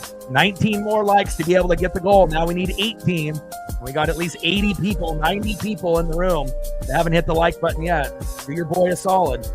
Help us get to that number. It'll help us get more people into the stream, whether it's Mets fans, Mariner fans, or just MLB fans.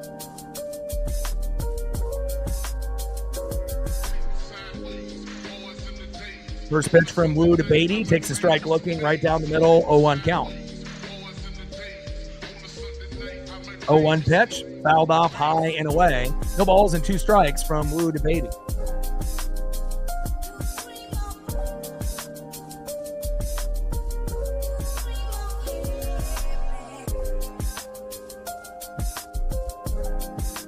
(0-2 pitch, high and away. 1 ball and 2 strikes from Wu to Beatty. That's up 1-0 with an RBI by Francisco Lindor early, but again, it's been a pitcher's duel. And obviously, it's almost the complete opposite of what we had yesterday, with both pitchers struggling mightily, especially Luis Castillo.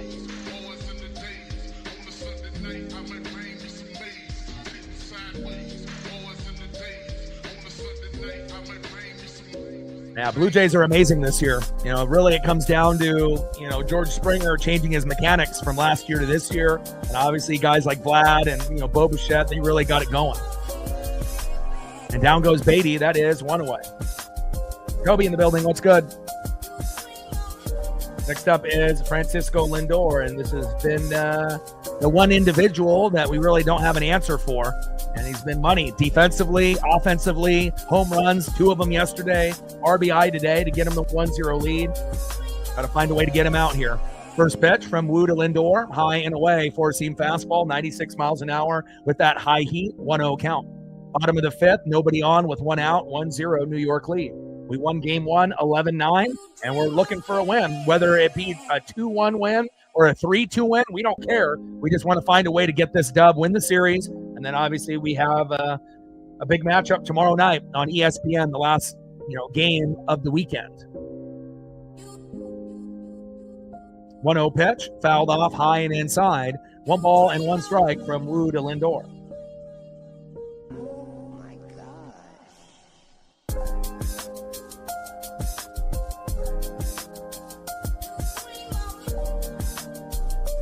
1-1 pitch, high and away. 2 balls and 1 strike to Francisco Lindor. We got quite a few Guardian fans that are a part of this channel, and I knew at some point you guys would eventually get above 500. It just took you guys a hell of a lot longer than the fan base expected. For the longest time, it was the Tigers with an above 500 record, and then the Twins, Royals, and Guardians, a few games below, and at some point you thought, okay, 5 games below, somebody has got to get above 500 in second place, and I had a feeling it would be you guys, and, again, we'll see how you guys do as the season progresses, and, there might be a chance for a wild card spot depending on how the rest of the season goes. 2-1 pitch, takes a strike looking high and inside. 2 balls and 2 strikes from Wu to Lindor. I follow the entire league, not just the Mariners. Every single day, lots of reading, hours and hours of reading, and watching film, and keeping up with not only the teams in the Mariners division, but everyone. You got to be well-rounded and understand what's going on in the league as a whole. 2-2 pitch, high and away. 3 balls and 2 strikes from Wu to Lindor. What can you say? You already got, even though Kwan was on a little bit of a slump, he's got a great story. Jose Ramirez is an absolute stud. It's just about staying healthy and trying to get hot at the right time. Bottom of the 5th, 1-0 New York. Wu on the mound, Lindor in the box. We got a full count, 3 balls and 2 strikes with nobody on and 1 out. Come on, Wu. I wish they were still the Cleveland Indians. Again, it's like they decided for certain teams like the Redskins to change, to the Commanders and whatnot. But I think Washington Redskins and Cleveland Indians would be better, for the game. And again, a lot of times they would say, well, the Indian tribes are offended. That's not true. A lot of them actually like the fact that we're representing them in the right way. It's more about people that aren't Indian that are complaining. And down goes Lindor, and that is 2 away. Plus, when you end up seeing the jerseys, for the Redskins and the Indians and the logo, it was badass.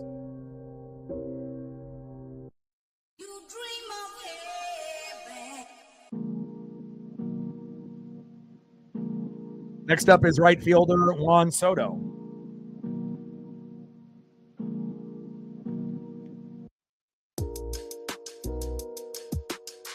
First pitch from Wu to Soto, fouls it off, low and away, 0-1 count.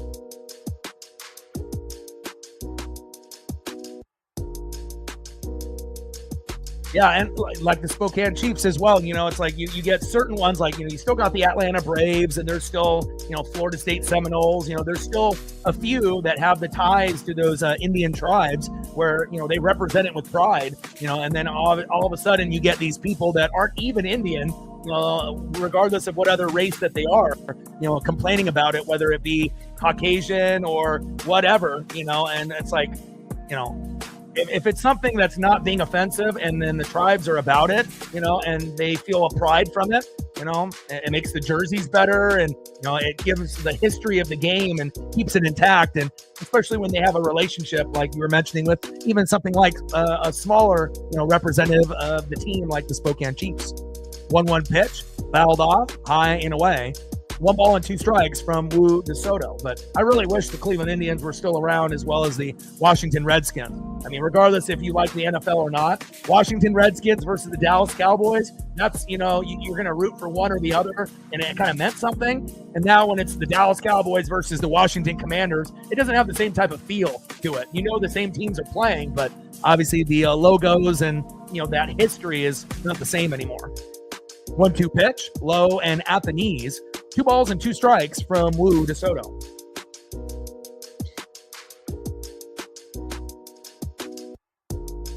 Two pitch, low and away. Count now is full. 3 balls and 2 strikes from Wu DeSoto.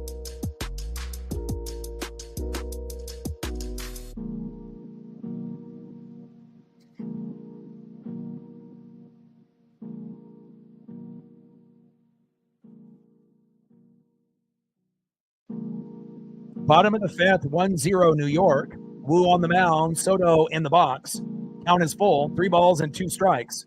2 on Soto. 3-2 pitch. Got him. There we go. And that's out number 3.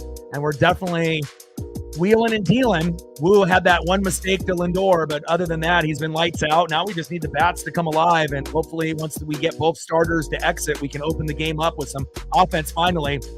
Randy Arozarena and Julio almost collide into each other on that last out, but they, find a way to high-five each other and get the job done. Got to have a little bit better communication there, but luckily Randy caught it, and Julio didn't get injured.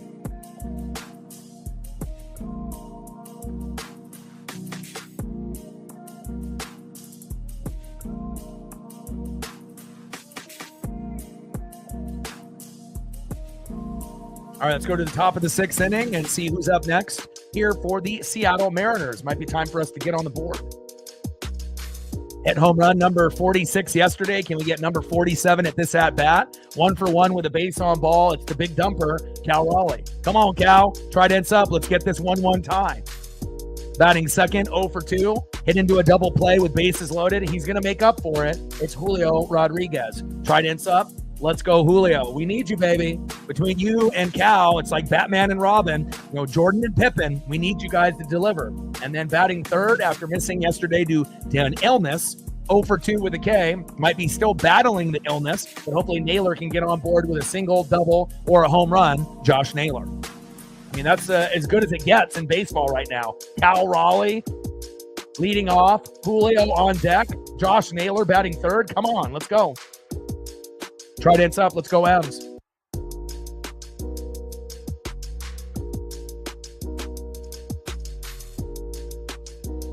All right, we're at 96 likes. Great job. We still got about 80 in the room that haven't done it, but we're only 4 away from hitting the goal. So if we can get 4 people out of the 80, we'll be at 100, and then we can start going to our secondary goal of 125 and then 150. Let's go. Yeah, he's definitely the most serious guy on the team. He's not going to be laughing and smiling too much, which is fine as long as he produces. Has a monster collection of Jordan cleats. He's a big sneakerhead, and it's cool to be able to kind of deep dive and go and watch the interviews and kind of dig into a player's past, based on when they were little, and then obviously as a young man, and then obviously now in the bigs. But we love Josh Naylor, and hopefully Naylor will be on the Mariners long term. I mean, obviously, if we had to choose between Naylor and Gino, it's Naylor 150%. And, again, we still got Ben Williamson in AAA that we could use at third. And we know Gino can hit home runs, but he's extremely streaky. And if we had to choose one or the other for, a long-term deal, it definitely would be Naylor. First pitch fouled off to Cal Raleigh, 0-1 count. 0-1 pitch, high and away. 1 ball and 1 strike from McLean to Big Dumper. 1-1 pitch, high and away with a sweeper. 2 balls and 1 strike from McLean to Big Dumper. 2-1 pitch, takes a strike looking high and away. Paints that corner beautifully for a guy making his MLB debut. 2 balls and 2 strikes to Big Dumper, Cal Raleigh. Come on, Cal. I'm not sure if you're going to even be able to get a pitch off McLean that will be home run worthy. Like, he's been really painting the corners, beautifully, and, pitching inside and outside. Very rarely are you getting anything down the middle, like maybe 1 pitch out of like 5, 6, 7 at an at-bat if it goes that deep. You know, he's not really giving a lot of the hitters a chance for like that sweet spot, you know, pitch to go yard or even have a big ground rule double or a double or a triple. You know, he's kind of making them chase. And if you do get a hit, you're like grounding out or popping up, which is pretty impressive for a guy that's a fucking rookie making his debut today. 3-2 pitch and good eye by Cal. There's just nothing there for him to swing at, and that's a walk. We'll take it. Here we go. Here's the inning that we score fucking a run finally. There we go. Cal the first. Next up is Julio Rodriguez, and we could definitely use a 2-run blast, but we'll take a single or a double or an RBI if we can get one. Let's go J-Rod, Julio Rodriguez. First pitch, fouled off, high and inside, 0-1 count. But again, I've been watching a lot of guys come up, and I'll be real. This is one of the best rookie MLB debuts I've seen all year, and I've seen quite a few. I mean, hell, even going back to last year or even the year before that, this has been very impressive by Nolan McLean. But again, he was one of their highest prospected guys, and they were talking about him being in the rotation. So 0-1 pitch, big swing and a miss. No balls and 2 strikes to Julio Rodriguez.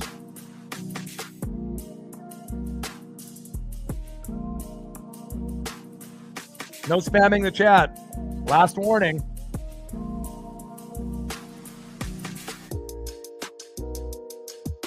(0-2 pitch, high and away. 1 ball and 2 strikes from McLean to Julio. I mean, it's 1-0, my guy. I mean, I don't know what you want to say. If you got a bet on the game, I mean, it could go either way. Once these starters go out, the game resets, and then you have to start over. So, I mean, it could go either way. There's not going to be anyone in the room that's going to be like, Mets, 100%. We don't got any time travelers in here, you know? Or you could say 2-1 Mariners, but nobody knows. 1-2 pitch, and Julio strikes out looking, and that is 1 away.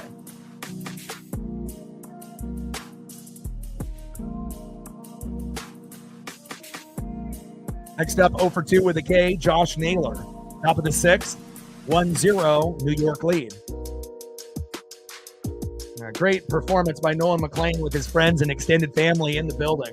Very impressive. One of the best MLB debuts I've seen, and I think that's the last pitch for him as the manager comes out and ends up giving him a good pat on the back, and he gets a standing ovation from the Met crowd, which he deserves. Let's look at his final line. Wow, incredible. 24-year-old from North Carolina, 2-sport athlete, played football early in his life as well.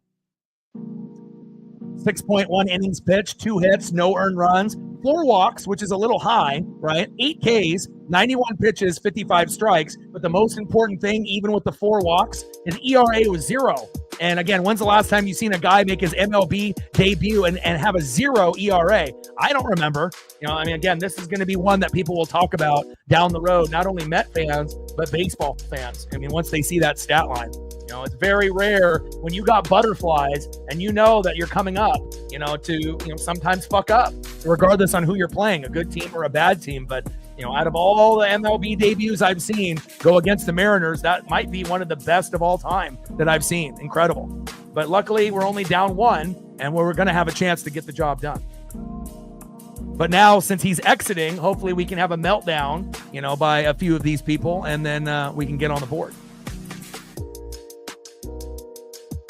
We got Josh Naylor in the box. Let's go, Josh. Bring that electricity, baby. And he's still battling either a cold or a flu, which he missed the game yesterday. And obviously, at this point, we normally would have him with at least a base hit. But, it's like when you end up having certain players that are so good, it's like you almost expect them, to hit a home run like Cal. You expect Julio to get a single, double, triple home run. You expect Naylor to get a single, double home run or steal a bag. And, sometimes when the pitching is good, you have to wait. So.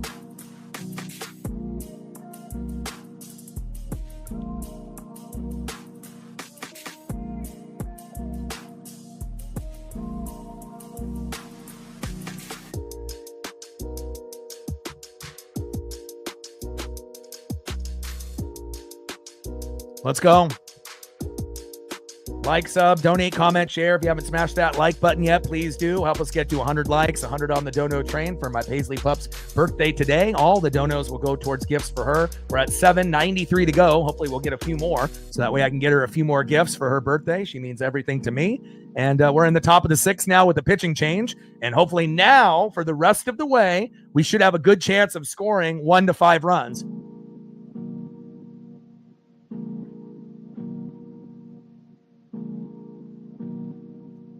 And Soto is coming into the game a lefty, so we'll see how this goes. And apparently, lefties can't hit lefties. Usually when you have a lefty pitcher, they have a righty lineup. So we'll find out if, this lefty pitcher, is going to strike out all our lefty batters, or if the lefty batters are going to crush him. And we'll see how it goes. First pitch, low and at the knees with the sinker, 1-0 count. 1-0 pitch, fouled off right down the middle. 1 ball and 1 strike from Soto to Naylor. AR in the building. What's good?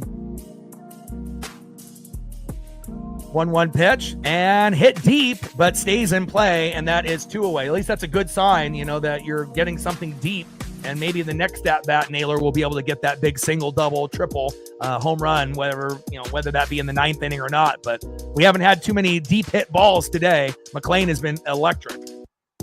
But since he's out, now we can hope that we can get something going here. Next up is third baseman Eugenio Suarez. Come on, Gino. Again, we know that you've got a lot of home runs in the first half of the season. You've been not as consistent as Mariner fans would have hoped, but at least Naylor has kind of picked up the slack. I do believe he will get hot in September and October, but I would like him to get hot at least at some point in August before this month is over. Let's see if Gino can get a single.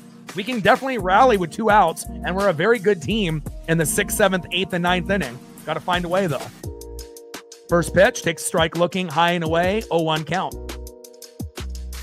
0-1 pitch, big swing and a miss, low and at the knees. No balls and 2 strikes to Eugenio Suarez, and that's been Gino's problem. He's got the Julio syndrome at the beginning of the year. Think about how many 0-2 counts Julio had at the beginning of the year and how many times he was getting out on the first 2 pitches with pop-ups and ground-outs. We need Gino to be more patient in the box. And again, there's been just way too many 0-2 counts. I mean, unless you're Pete Rose, Rod Carew, Tony Gwynn, or Ichiro, we got to make sure that you're working the count. And Raleigh steals second and safe at third with a throwing error by the catcher. Go, go, go, go, go. Yes, Cal the third. Here we go.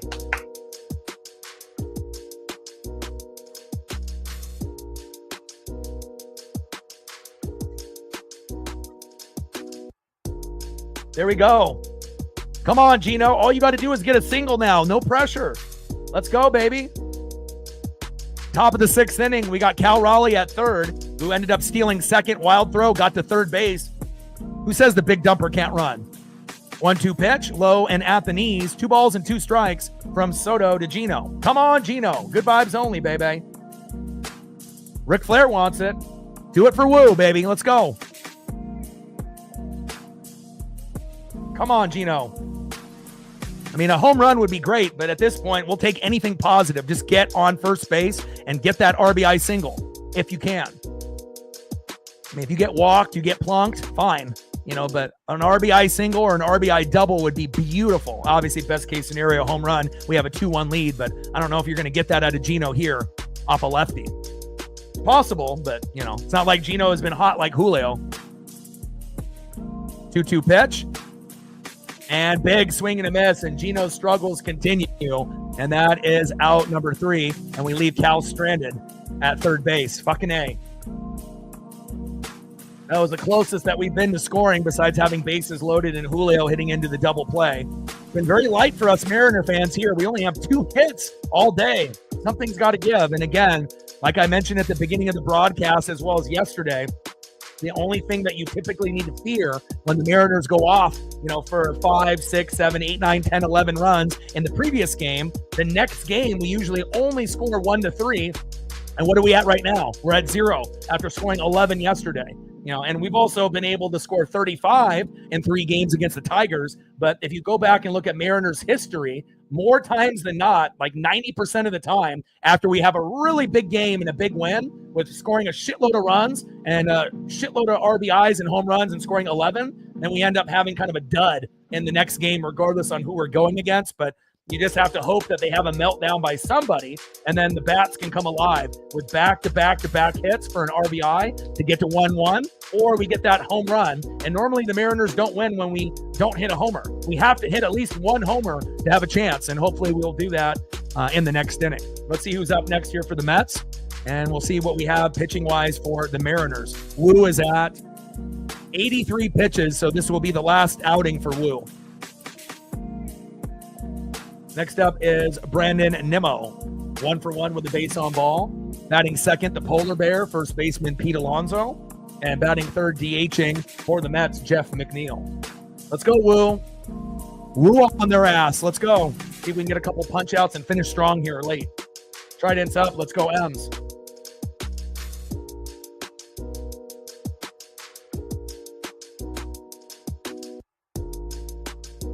Paisley's getting some gifts delivered from PetSmart and Petco here in a little bit. I'll go and grab those probably around the 7th or 8th inning. I appreciate that. Appreciate you. The pup got really sick yesterday. And again, after the stream, like during the stream yesterday, I had to step away like 3-4 times and try to get her to, go to the bathroom, and she was not feeling herself. And then after the stream ended yesterday, I took her for a walk, and she really got sick, pretty much threw up all the food she ate the whole day, was not feeling too good, and didn't feed her anything. I got her to drink some water and snuggled with her last night. And then obviously she was good this morning, and we went on 2 long walks this morning, and things are, good so far up to this point. So, it'd kind of be a horrible feeling, to have a birthday and be sick. So I'm happy that she feels better today. Bottom of the 6th, 1-0 Mets. Wu still in the game. 1-1 pitch in play. And a slow dribbler to second. Young is there. Throw to first to Naylor. And that is 1 away. But all the donos that we get today, regardless if it's $1 to whatever, will go towards more gifts through Petco and PetSmart for her. We got 120 on the dono train yesterday. We're only sitting at, I think, at 7 right now. So hopefully we'll get a few more people to show some love for my pup, and I'll be able to get her a few more toys and whatnot. First pitch from Wu to Pete Alonso. Takes a strike looking high and inside for 1 count. And again, people won't really realize what your soul pup will do for you if you've never had one. It's like when you see people posting, on Facebook or social media, of their animal and whatnot. And if you're not really, having that experience, you just don't get it until it actually happens to you. And if it happens to you and you get, a pet to choose you, then it's up to your responsibility to give that pet the best life that they can get and have and deserve. And for every 1 day that we're alive, that's like a week for them. So you want to make sure that you're giving all the love and attention as you can, which they deserve. 0-2 pitch, high and away. 1 ball and 2 strikes from Wu to Pete Alonso. All right, we broke the 100 mark finally. We're at 108, 17 more likes to get to 125, and hopefully we get to 150 on the likes. We are still a few subs away from hitting our goal here, which we normally get somewhere in that 5 to 20 range. We have 16 subs to go. We gained a few more. 16 to go to get to 21,500. 1-2 pitch and strikes out looking. Got the Polar Bear, baby. 2 away. Nice job by Brian Wu. Let's go, baby. Bring that electricity, baby. Brian Wu. Let's go. Down goes Pete. Next up is Jeff McNeil, 0 for 2.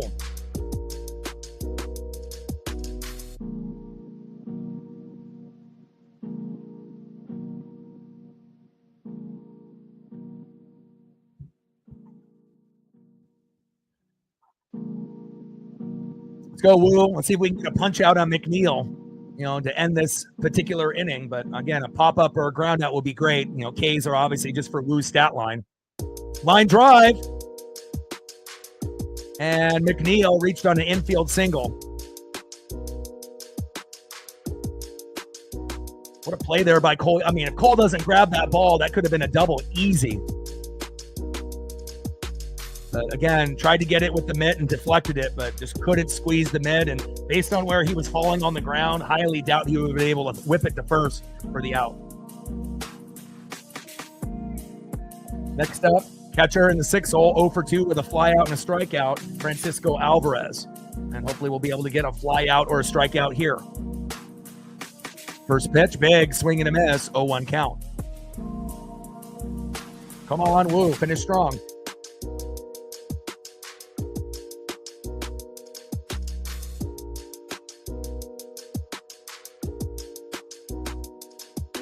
Wow, 120. Yeah, I got a American Staffordshire Terrier, so she's usually in that, 55 to 70 pound range. We walk 5 miles a day, and I do 3 walks a day, even with doing all of this. And 0-1 pitch in play. And now you got runners at first and second with a single by Alvarez. But if you would have told me a couple years ago that I would be, exercising 7 days a week for 2 years straight, 5 miles a day, every day, I would say you're crazy. But that's where we're at. And again, it's like once you start having a routine, it just becomes kind of natural. And, I ended up losing 90 pounds, based off that regimen. I don't drink soda anymore. I don't eat fast food anymore. A lot of vegetables and fruits and whatnot. So, Paisley really has changed my life for the better, for my health, and not only my physical health, but for my mental health as well. And I think Woo might be done here. Unless they can, Woodworth can get him and Cal on the same page, but we got a couple guys warming up in the pen. Vargas and Bizzardo. And again, we don't want Vargas to come in. Bizzardo would be good, but it'd be better if we can just get this last out. But again, hopefully Woo will be able to figure it out here on Cedric Mullins. Usually I'm doing about 30 to 45 minutes on every walk. So first thing when I wake up, we go for a walk with 6 a.m., 7 a.m., boom, get that done, eat the breakfast, then wait a couple more hours if it's hot or not, and then, get another walk in before noon, usually somewhere between 9 and 11 a.m. And then I usually do a walk late at night after the games are over, sometime in between 7 p.m. and 10 p.m. So and then I do a lot of reading, a lot of film study. And then obviously I'm doing this as a full-time job 7 days a week. So I have a packed schedule. I don't really have a whole lot of time for other people, when I'm trying to, chase my dreams and take care of a pup. 1-0 pitch, fouled off right down the middle by Cedric Mullins. 1 ball and 1 strike here in the bottom of the 6th. Woo's still on the mound with runners at first and second and 2 outs. And hopefully we can find a way to get out of this inning with a 1-0 deficit. We don't want to be down 2 or 3-0. We may not be able to come back from that. 1-1 pitch, low and at the knees. 2 balls and 1 strike from Woo to Mullins. But I will say early on, it was hard, to be able to do those walks. And it started off with 20-minute walks, and then 30-minute walks, and then 45-minute walks, and sometimes an hour walk. And we would kind of go longer and longer, deeper and deeper in the neighborhood, check out places we've never been, and, going in different directions each day. So that way she gets to see new things. And, then it just kind of becomes a who you are. 2-1 pitch, big swing and a miss, low and away. 2 balls and 2 strikes from Woo to Mullins. Come on, Woo. One more punch out, baby. Brian Woo on the mound. Cedric Mullins in the box. 2-2 pitch, low and inside. Count now is full. 3 balls and 2 strikes from Woo to Mullins.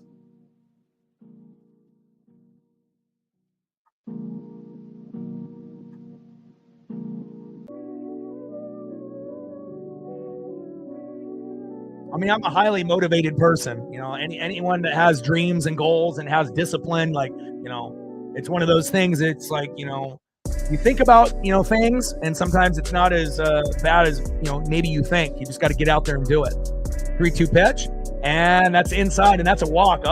We got bases loaded now. Brian Woo, you probably should have pulled him and brought in Bizzardo. If you would have brought in Vargas, hell, we might be down 3-0 at this point, but hopefully we can find a way to get out of this jam, because now this is the turning point of the game. If they get a big RBI here or home run, it's game over. So we got to make sure we get this out here.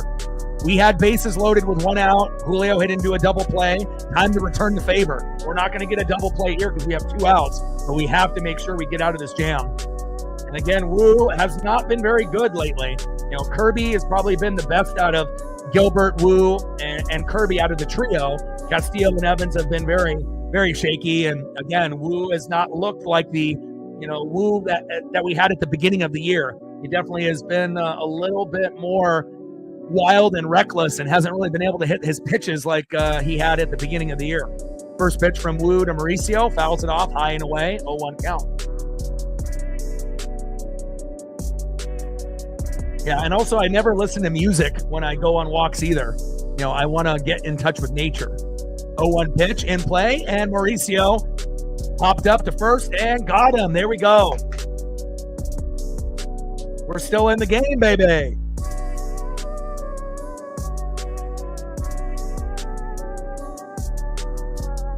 I mean, they get a big hit right there. It might have been over. And again, we only have 2 hits today. Something's got to give. And a great job by Brian Wu on getting that last out and making sure that the game doesn't go to 2-0, 3-0, 4-0. We would have been done. So we're down to 3 innings. Luckily for the Mariners, we're one of the top 3 teams in MLB in the 7th, 8th, and 9th. And we're very good with 2 outs. So it just kind of feels it's a matter of time before we get that big home run. And if we get 1 home run, sometimes that leads to another home run, or we'll get a ribby. And once you get 1 ribby, it usually leads to another. So hopefully we'll be able to find a way to win this game 2-1 at the very least. Let's see who's up next for the Mariners here in the top of the 7th. Let's get it going, baby.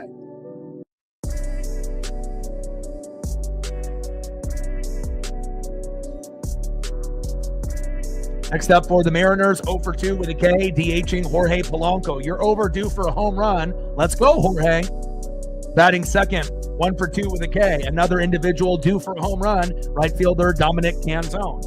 And batting third, 0-for-1 with a base on ball, another individual that is overdue for a home run, J.P. Crawford. So hopefully we'll find a way to get singles, doubles, or maybe that surprise home run from one of those 3 guys. Let's go. Right hands up. Let's go, M's.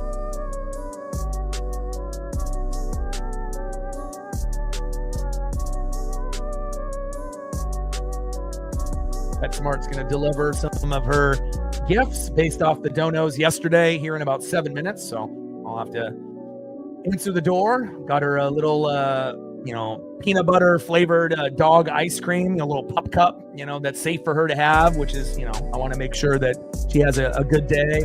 Got her one of these like stuffed ducks that she got when she was a baby. I figured that would be a good gift. Her turning 4 today, and then a few other things. So, and a new ball as well that she got earlier this morning as well. So, and she already has plenty of bones and other things, ropes and whatnot. So, anyone that's got a dog would understand. You got your little toy bin and whatnot, and sometimes it'll be overflowing. Top of the 7th, 1-0 New York. And now it's time for us to do what we do the best and win games and rally. Time for the Mariner move. First pitch to Jorge Polanco. Takes a strike swinging low and at the knees, 0-1 count.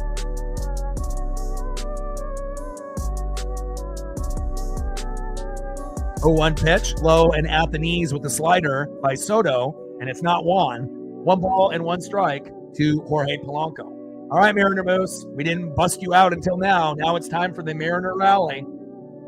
Let's go, baby. 1-1 pitch, big swing and a miss, low and at the knees. 1 ball and 2 strikes from Soto to Polo. And again, having switch hitters batting right-handed, we're at a disadvantage because they have this lefty out there. But hopefully we can find someone, to be able to battle back. Been a little bit of an underwhelming matchup, but again, we had all those home runs and RBIs in an 11-9 final, and then you go to a game that's just a pitching duel, like the complete opposite of yesterday, but we can win both ways. Like, sub, donate, comment, share. If you haven't smashed that like button yet, please do. Still have about 50, 60, 70 people that haven't hit the like button. We get 9 of you to do it. We're at 125. Let's go. We're at 7 on the dono train for Paisley. Hopefully we'll get a few more on that end so she can have a good birthday. 2-2 pitch, low and at the knees. 3 balls and 2 strikes from Soto to Polo.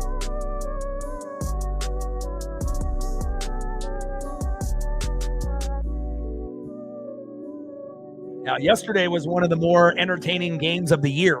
Definitely one of the top three. As far as offensive performances, not only by the Mariners but by the Mets. Usually when it's a big scoring game like that, it's a blowout. Not necessarily like kind of neck and neck back and forth. And it was probably one of the funnest games to watch and call all year. 3-2 pitch in play, and Polo grounds out to the shortstop, throw to first, and that is one away. All right, come on, baby. Let's go, Dom. 1 for 2 with a K for Dominic Canzone. A Dom bomb would be great. On deck is J.P. Crawford.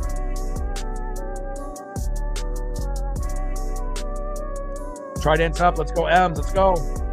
We need fucking meltdowns. First pitch from Soto to Canzone. Takes a strike looking right down the middle. 0-1 count. And now we got 2 other pitchers coming in.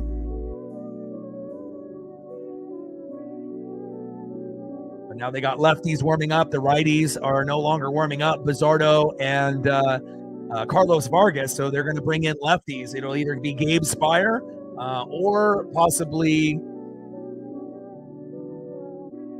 Caleb Ferguson. 0-1 pitch, big swing and a miss, low and away. No balls and 2 strikes to Dominic Canzone. We're only down 1 here in the top of the 7th. Got to find a way. 0-2 pitch, low and away with a slider by Soto. 1 ball and 2 strikes with nobody on and 1 out. We got Dominic Canzone in the box and Soto on the mound.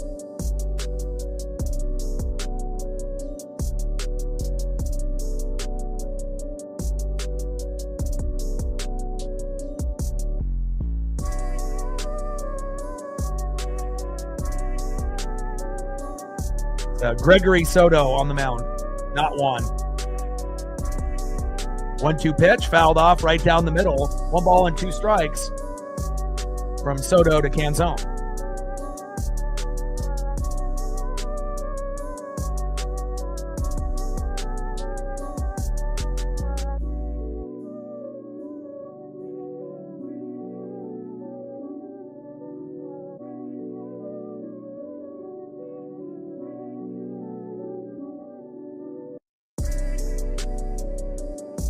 Top of the 7th inning, Gregory Soto on the mound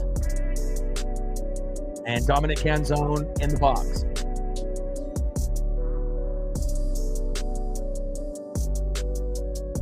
One-two pitch, big swing and a miss, and down goes Dom, and that is 2 away. All right, we're down to our potential last batter, but we're great with 2 outs. We can rally with 2 outs, no problem with the best of them. Maybe J.P. Crawford will be the guy that gets this rally started. It's a good chance. 0 for 1 with a base on ball. We're down 1-0. Come on, J.P. Ice water in your veins. Let's go. We know you can defend, but we need that bat to come alive. Let's go, J.P. First pitch to J.P. Crawford. Low and away, missing the strike zone by about 5 feet there by Gregory Soto. 1-0 count.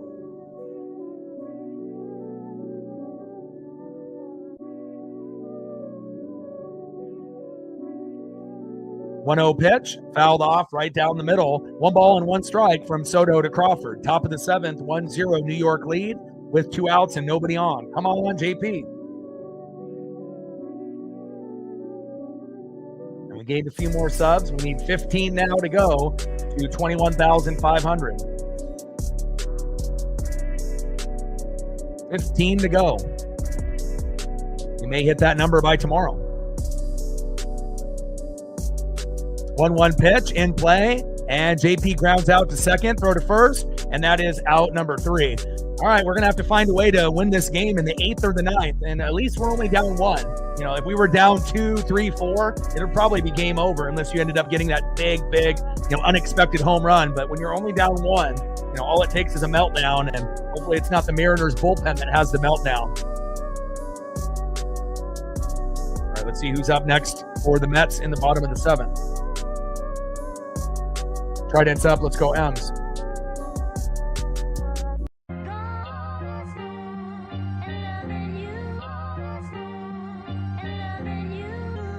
Next up for the Mets, 1 for 2 with a run and a K, second baseman Brett Beatty. Back at the top of the order, 1 for 3 with an RBI to give them the 1-0 lead, and he had 2 homers yesterday He's been awesome, Francisco Lindor. And he's made 3 defensive plays here today. I mean, he's the all-around player that you would love to have at shortstop, Francisco Lindor. And batting third, 1 for 3 with a K, right fielder Juan Soto.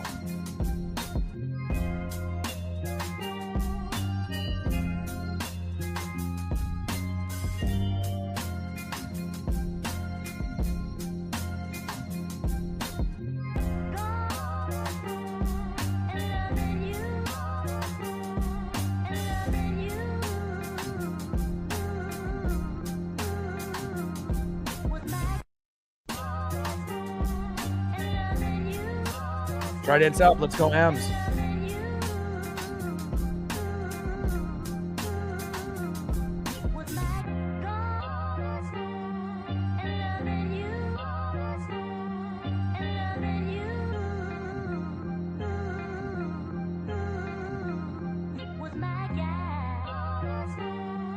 Looks like they're going to deliver it at 3:39. They're grabbing my stuff for Paisley as we speak. I'm excited about that. Bottom of the 7th inning, 1-0 Mets. And then again, we have a real tough one tomorrow, obviously, with the last matchup of the evening. And again, it won't be easy, but hopefully we can find a way. First pitch from Ferguson to Beatty, high and inside, 1-0 count.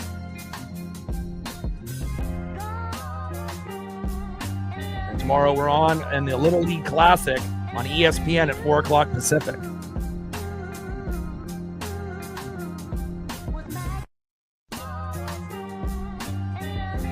right, hopefully Caleb Ferguson doesn't fuck this game up. He's been very hit or miss lately.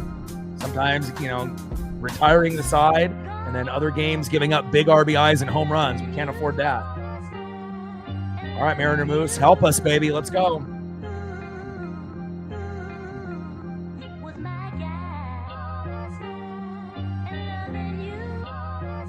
1-0 pitch, takes a strike looking low and at the knees. 1 ball and 1 strike from Ferguson to Beatty. 1-1 pitch, high and away with the cutter. 2 balls and 1 strike from Ferguson to Beatty. Come on, Caleb. I need a strong finish here.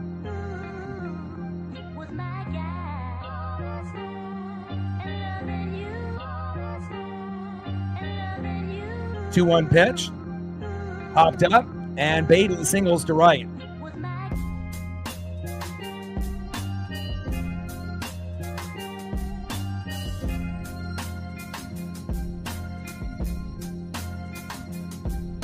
Next up, 1 for 2 with an RBI, Francisco Lindor.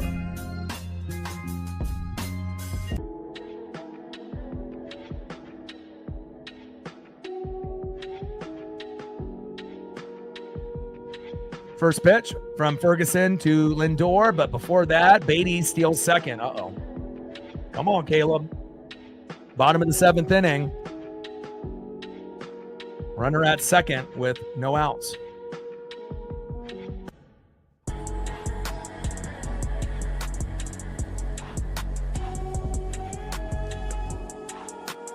One-0 pitch, low and at the knees. 2 balls and no strikes to Francisco Lindor.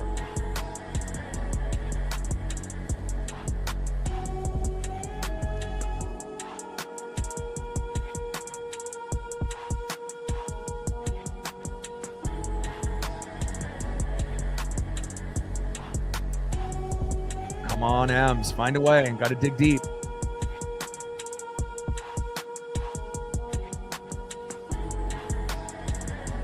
But I already let everyone know, even in yesterday's stream and even in this stream before it got started, don't be surprised if we end up getting a 1-3. And it's possible that we get a 0 today. I mean, it's happened before after scoring big numbers in the previous game. It's just kind of the Mariners' MO. Sometimes all that offensive production, 11 runs yesterday, and sometimes there's just nothing left on that next day. But, we've been able to buck that trend when we played the Tigers on the road, where we scored 35 in 3 games, but that's not common. That's going to happen for us like once a season, and Obviously, we're still struggling at this point, but you got to give credit where credit's due. You know, Nolan McLean making his MLB debut, and he was lights out. I mean, if we ended up having someone else, maybe we would be at 1, 2, or 3.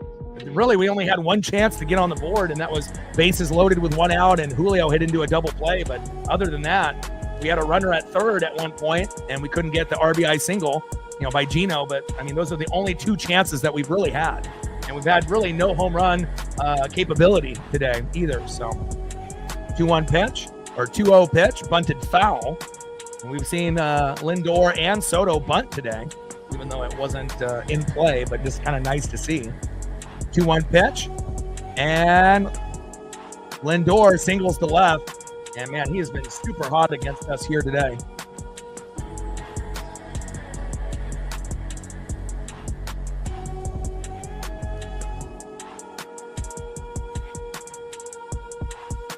Next up is Juan Soto. Now we got runners at first and third, and again, bringing in Ferguson probably wasn't really the best person to bring in here. First and third with no outs, we're in trouble. I mean, again, we're going to need like 2 home runs or like a 3-run blast or a 2-run jack. I'm not sure if we're going to get it here today. I mean, it's not over yet, and again, we still got a few more batters to go, but we're definitely not in a good position here, especially who we have on the mound.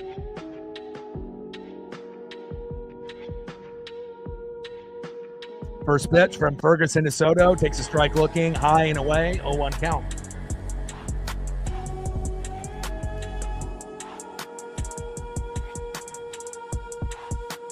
Oh, 1 pitch, big swing and a miss, high and inside. No balls and 2 strikes from Ferguson to Soto. Bottom of the 7th with runners at first and third and no outs. We're only down a run, but again, we really haven't had too many opportunities to score, like 2 today. And sometimes you hit into a double play. Sometimes you're not able to bring in that guy from third.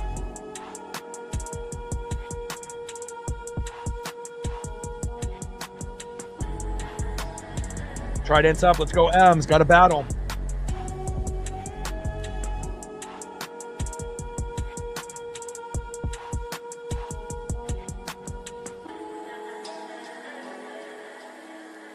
Oh-2 pitch, high and away.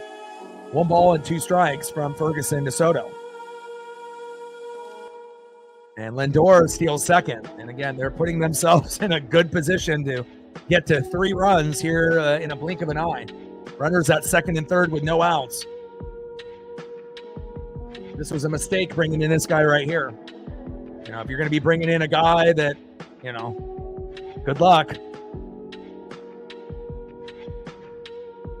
That's his 20th stolen bag for Lindor this season. Cal with a good throw, but it's not in time.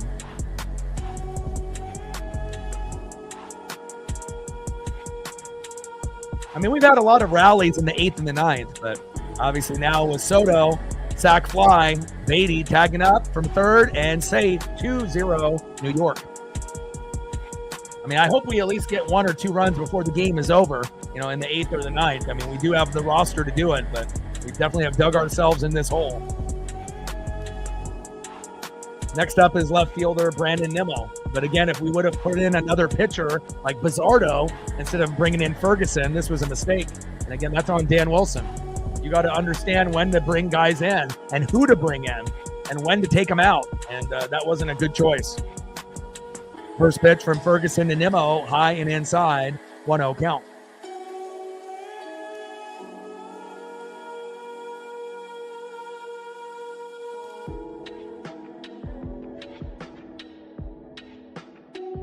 Bottom of the 7th, 2-0 New York. Runner at second with 1 out. Ferguson on the mound. Brandon Nimmo in the box. 1 for 2 with a single and a walk. 252 average, 20 homers and 67 ribbies in 2025 for Nimmo. 1-0 pitch, low and away. 2 balls and no strikes to Brandon Nimmo. Fuck is this guy in the game? Golly. Can't tell you how many games the bullpen has lost. I mean, we're not like the number 1 team and losing games with the bullpen, but so many games in MLB get decided by 1 or 2 guys in the pen, no matter how good you did in the first 6-7 innings. which is kind of sad, but that's just the reality of baseball. 2-0 pitch, takes a strike swinging high and away. 2 balls and 1 strike to Brandon Nimmo.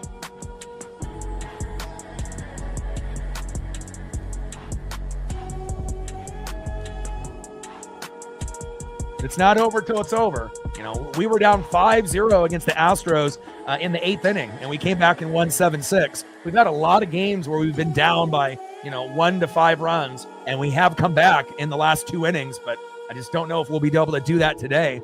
If we continue to keep guys on the mound like this. Not ideal. And I get it, you're trying to save your good guys in the pen for tomorrow, but you got to think about today.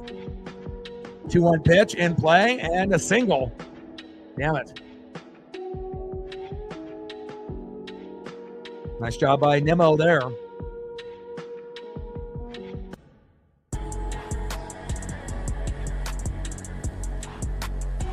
And a throw home, and Cal with the tag, and he's out, 2 away. Good throw, good tag by Cal. Next up is Pete Alonso. All right, pitching change. And who are we going to bring in here? Oh, God. Carlos Vargas, our worst player?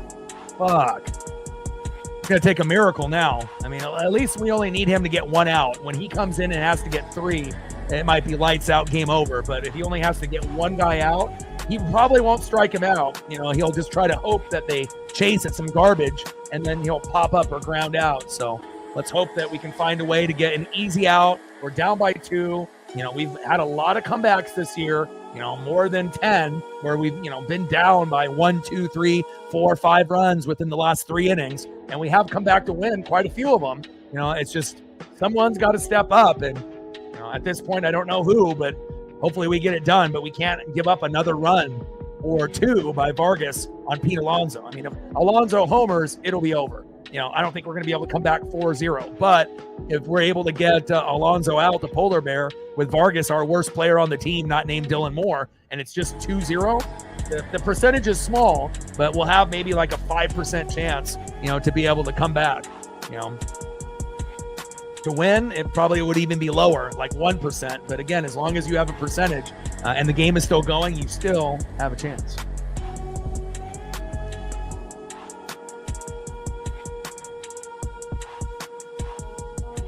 Trident's up. Let's go, M's. I mean, if you look at Vargas's stats, they're not like, it's not like he's got an ERA of 10 in the pen, but it just feels like every time he comes in, he fucks up more times than not. I mean, we've had a few games where he came in late in the 9th when we had a 3-1 lead, and he blew the game and gave up 3 runs, and we lost 4-3. And that's happened at least twice. And then there's been times where he's come in the 6th, 7th, and 8th and fucked up as well. So, I mean, he's 1 for 7 in saves. That's not good. 6.09 ERA, not good. 3.90 ERA and 36 scoreless outings and 94 appearances. So there's going to be times where he has some good stats, but for the most part, it's kind of fool's gold. I don't give a shit what the stats say. It's the eye test as well. And, again, he's the worst player on the team. I don't even know how he's on the team, to be real. He should be in AAA or just cut. But, we only have so many pitchers, and you got to keep so many. So, and there's probably not really a whole lot of options in AAA.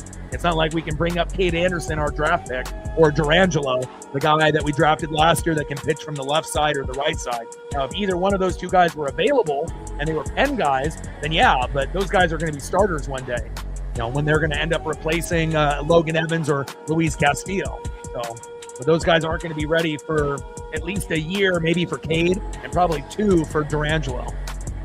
Bottom of the 7th, first pitch, Alonso in play. And look at that. And that brings in another run, and this one might be over. 3-0 Mets. And that's why you don't bring in a shitty-ass player like Carlos Vargas. Again, there's going to be times where he'll retire the side or get an out. But again, Dan Wilson cost us this game. And again, when you end up being down, I get it. Sometimes you don't want to use a quality guy, in the pen. But again, if you bring in a shitty player, it's just going to go up from 1-0 to 2-0 to 3-0 instead of maybe keeping the score locked in of where it was at. And that ball gets right past Gino. And now we're down 3-0, and it's going to take a fucking miracle to tie the game. To win the game, that's a whole nother fucking story. First pitch from Vargas to McNeil. Fouls it off right down the middle. 0-1 count. I mean, how many games do we need to see Vargas fuck up and Dylan Moore to suck besides yesterday, before they make a move? Like, why are they hanging on to these players that aren't good? I mean, if we're World Series contenders, we need to upgrade the fucking roster. Otherwise, we're not going to be able to win the division, let alone make a deep run, because guys like that are going to cost us the game. Ridiculous. 1-1 pitch, takes a strike swinging right down the middle. 1 ball and 2 strikes from Vargas to McNeil.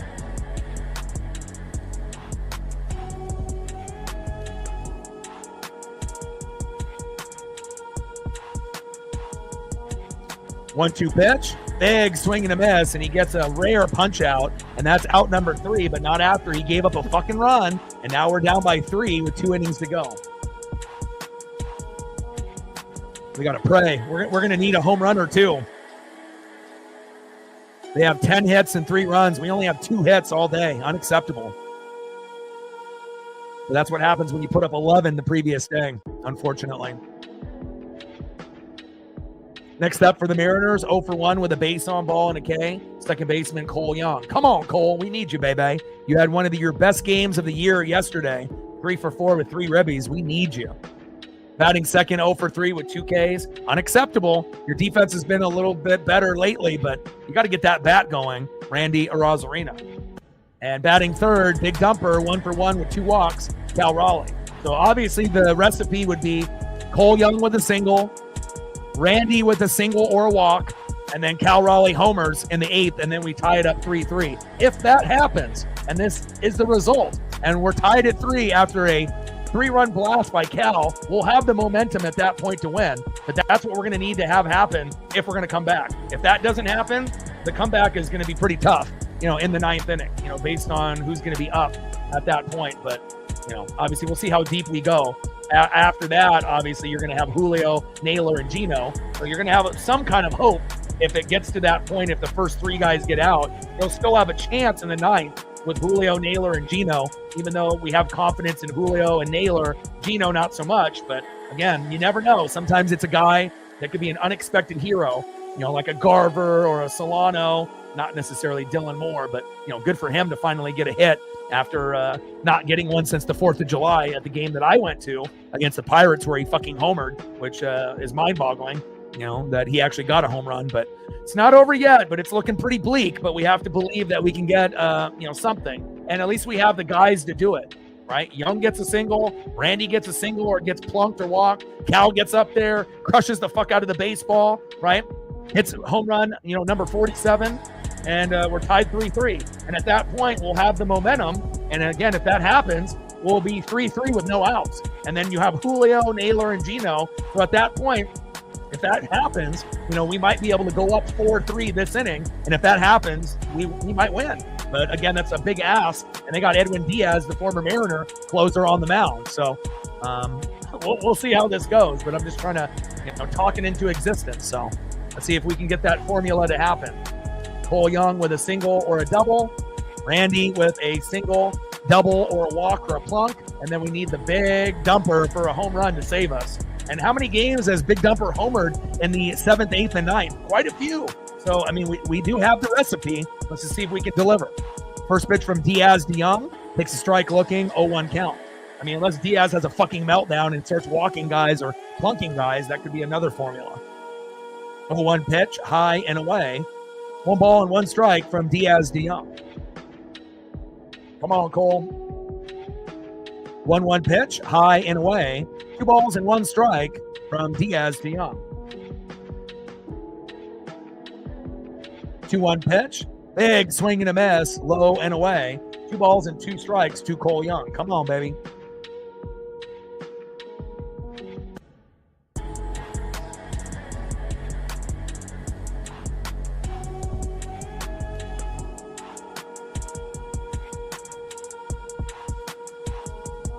Two-two pitch, and Young grounds out to the pitcher, and that is 1 away. Well, our formula didn't work, but at least we tried. Next up is Randy Arozarena. Come on, Randy. Single or a double or a home run. We need something.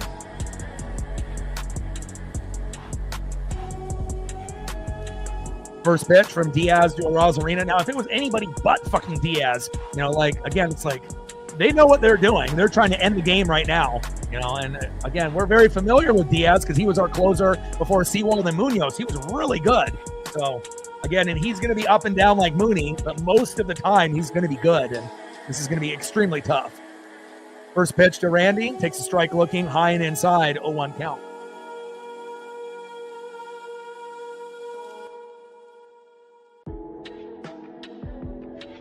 Oh, 1 pitch, takes a strike looking, no balls and 2 strikes to Randy Arozarena. 0-2 pitch, and that's strike 3. Down goes Randy. Jeez Louise.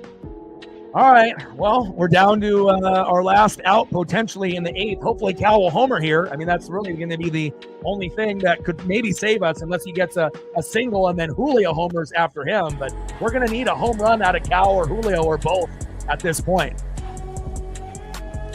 I mean, we're running out of time here. First pitch to Diaz to Raleigh, high and away, 1-0 count. Come on, Hams. 1-0 pitch, high and away, 2 balls and no strikes to big dumper Cal Raleigh. Come on, Cal.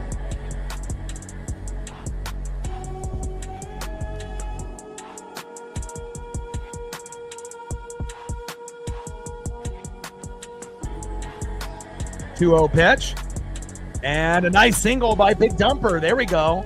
I mean, if we could have just got Cole Young and Randy to get on board too, we would be in business. But at least Cal ended up doing his job and got a nice, beautiful single into right field. All right, Julio, it's your time right now. You've been amazing in the second half of the season. We need a 2-run bomb to make it 3-2. If we can cut into the lead, that'll give us a chance, even if Naylor doesn't get anything, on after him. And then we would need to get 1 run in the 9th. Obviously, best case scenario would be getting all 3 runs in the 8th, but who knows if that would actually happen. First pitch to Julio, fouls it off, right down the middle, 0-1 count. 0-1 pitch, takes a strike looking right down the middle, no balls and 2 strikes to Julio Rodriguez. Top of the 8th, runner at first, Cal Raleigh with 2 outs. We're down by 3. We need a Julio home run. He homered for us, almost. It seems like he's homering, almost every game or every other game. And we're going to need a big play here. Obviously, homered last in that last game against the Baltimore Orioles, but I'm not sure if you're going to get it here. 0-2 pitch, big swing and a miss, and down goes Julio Rodriguez and Edwin Diaz, the former Seattle Mariner, crushing our dreams. Now we have one last chance in the 9th, but who knows if the score will still be 3-0. But again, big mistake by bringing in Caleb Ferguson and Carlos Vargas. If you would have brought in Brash and Bizardo or Bizardo and Spire, maybe we're only down 1-0 or 2-0, but that's what happens when you bring in the wrong guy. Let's see who's up here for the Mets. And again, we still have game number 3 tomorrow and a Little League Classic. Last game on ESPN tomorrow. So we're still going to have a chance, to end up winning the series. But I was really hoping that we would be able to get the job done today. But, again, after scoring so many runs yesterday, 11, I had a feeling that we would get 1 to 3 runs. And we're at 0. So not ideal. Next up for the Mets, 1 for 3 with a K, Francisco Alvarez. Batting second, 0 for 2 with a base on ball and a K, center fielder Cedric Mullins. And batting third, 0 for 3 with a K, third baseman Ronnie Mauricio. I mean, if we end up dropping the L, if we can't come back in the 9th, we have to pray that the Orioles beat the Astros pretty soon, which is going to start, I believe, in 23 minutes. If we're going to lose, we need them to lose also. So, and tomorrow's game is the last game of the night at 4 o'clock Pacific on ESPN Global Broadcast. And we got Legomina coming in, which is maybe slightly better than Caleb Ferguson or Vargas, but not by much. He's another guy that sometimes is okay, but a lot of times is a liability. So I'll be shocked if we're down 4 or 5-0 when we go to the top of the 9th. I hope not, but it's looking pretty bleak right now.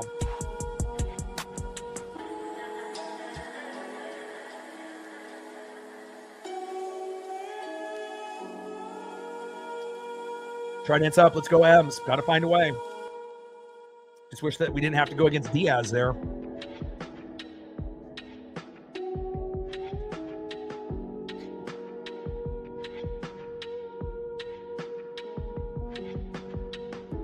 Could have a pitching type of duel tomorrow as well. But at least we end up having our hottest pitcher as of late, George Kirby, on the mound going against Holmes. Kirby's 8-5, started off 0-3, and he missed the first 50-plus games. Holmes is 9-6, so I think it's going to be electric pitching tomorrow, but unless one of those guys or both of those guys have a meltdown or the bullpen. First pitch to Alvarez, takes a strike looking, high and inside, 0-1 count. 0-1 pitch, low and away with the sweeper, 1 ball and 1 strike from Legomina to Alvarez.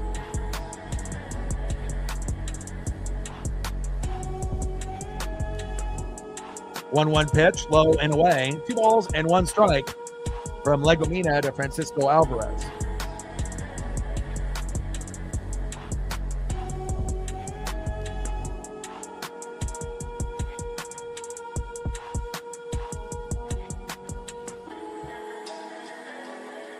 Two pitch, fouled off, low and away. 2 balls and 2 strikes from Legomina to Alvarez.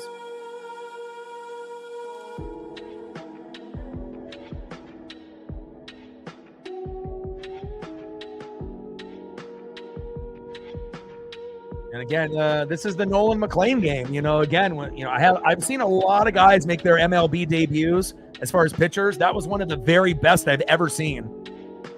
Alvarez grounds out to second, throw to first, and that is 1 away.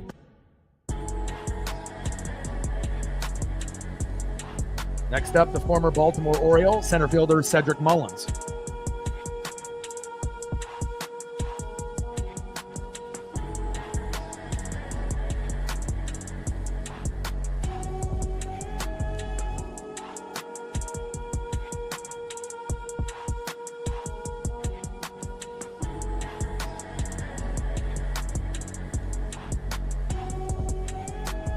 One pitch, fouled off, low and at the knees. No balls and 2 strikes to Cedric Mullins.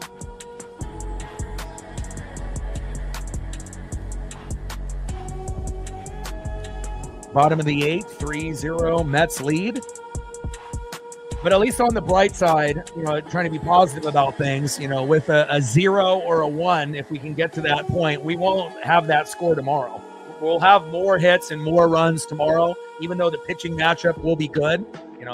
Again, having a ESPN global broadcast, we haven't had too many of those this year. Little League Classic, lots of kids in attendance, and a lot of vibes are going to be high. So I definitely think that it'll be not as high scoring as game 1, not as low scoring as game 2, but somewhere in the middle. And hopefully it ends up being a fun game, like 5-4 or 6-5, something like that. I hope, unless it ends up being like a 3-1 or 4-2 kind of game. But as long as the Mariners win, that's all we care about. 0-2 pitch, fouled off, high and inside. No balls and 2 strikes to Cedric Mullins.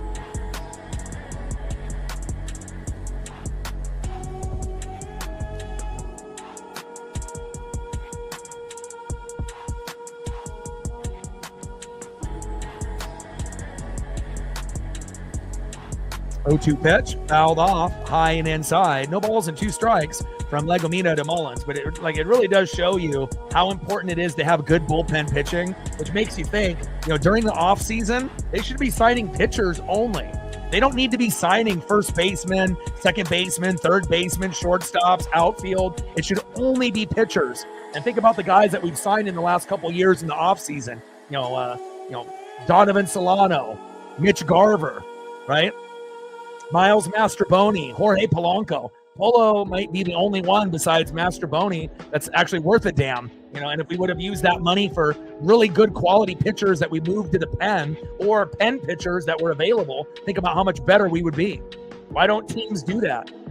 Instead of just grabbing these other players, it's like we have one of the best farm teams in America. We don't need positional players. We need pitchers in the pen. 2-2 pitch, fouled off, high and away. 2-2 pitch, and that is strike 3 looking, 2 away. Nice job by Legomina, and we're potentially at their last batter, I hope. And that's going to be 8-hole hitter, third baseman, Ronnie Mauricio. 0 for 3 with 2 Ks. Hopefully it's 0 for 4.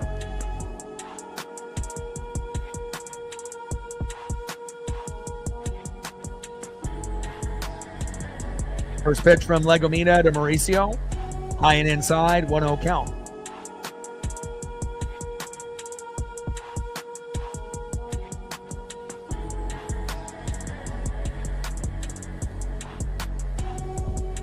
Pitch, fouled off high and away. 1 ball and 1 strike from Legomita to Mauricio. Now, especially after we fucking lost, on back-to-back days on rain delays, we're 0 for 5 with rain delays. It's just crazy that we had to have it in 2 games in a row. We should have won 2 out of 3 against Baltimore, but again, anytime you play teams that are on a slump or you play teams that are average or bad, not saying the Mets are, but when you play down to the competition, it doesn't really go our way most of the time, but the Mets are still a good team. It's on a big slump. They've lost 10 out of the last 11, so this is a big win for them if they get it. 1-1 pitch, and Mauricio flies out, and we're down to our last 3. All right, Seattle. Again, even to get to 1 run, it feels like it's only like 1% chance, let alone getting 2 or 3 or even 4. Not ideal. But again, let's see if we can get a little bit of magic here late in the matchup. Next up, 0 for 3 with a K, and I feel that Naylor is still battling the illness because he normally would have had a hit by now, Josh Naylor. Batting second, 0 for 3 with 2 Ks, Eugenio Suarez. Come on, Gino, wake up. And batting third, 0 for 3 with a K, a guy that is overdue for a home run, Jorge Polanco. This guy's overdue for a home run. This guy's overdue for a home run. And this guy's been absolutely fucking crazy good for us. But again, he got a cold or a flu, and he missed yesterday's game. And it just kind of feels, based off his body language, that he may still be feeling it. So, but again, if we do drop this game, which it looks like we have a 99.9% chance to do that, tomorrow should be better. And I do believe that we will come out firing tomorrow, and we will play better. And Kirby has been really good the last 5 starts. So, again, if Kirby does his job, we bring in the right guys in the pen, Brash, Bizzardo, Mooney. We should be able to have a chance to compete or get the dub tomorrow. And, you're not going to sweep too many teams, but you kind of try to get 2 out of 3.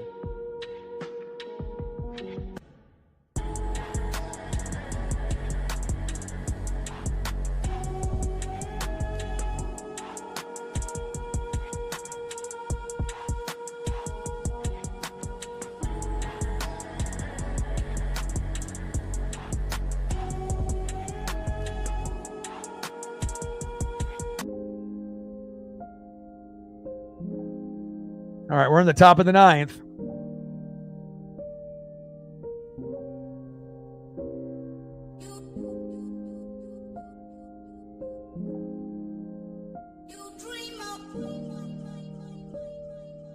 Oh my gosh.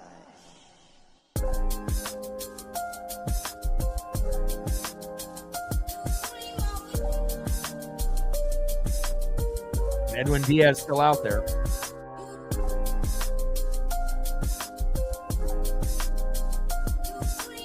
Delaying the game to get the lights on.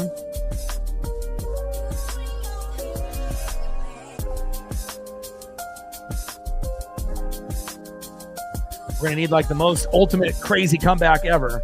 We're going to need the biggest fucking meltdown of all time to come back here.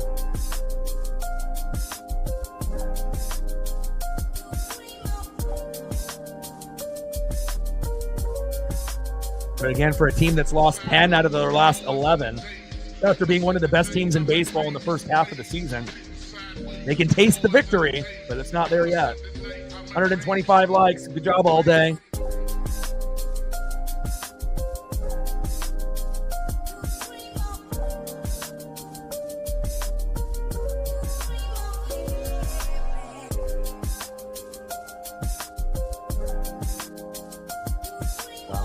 First MLB debut to get a win at home in quite a long time.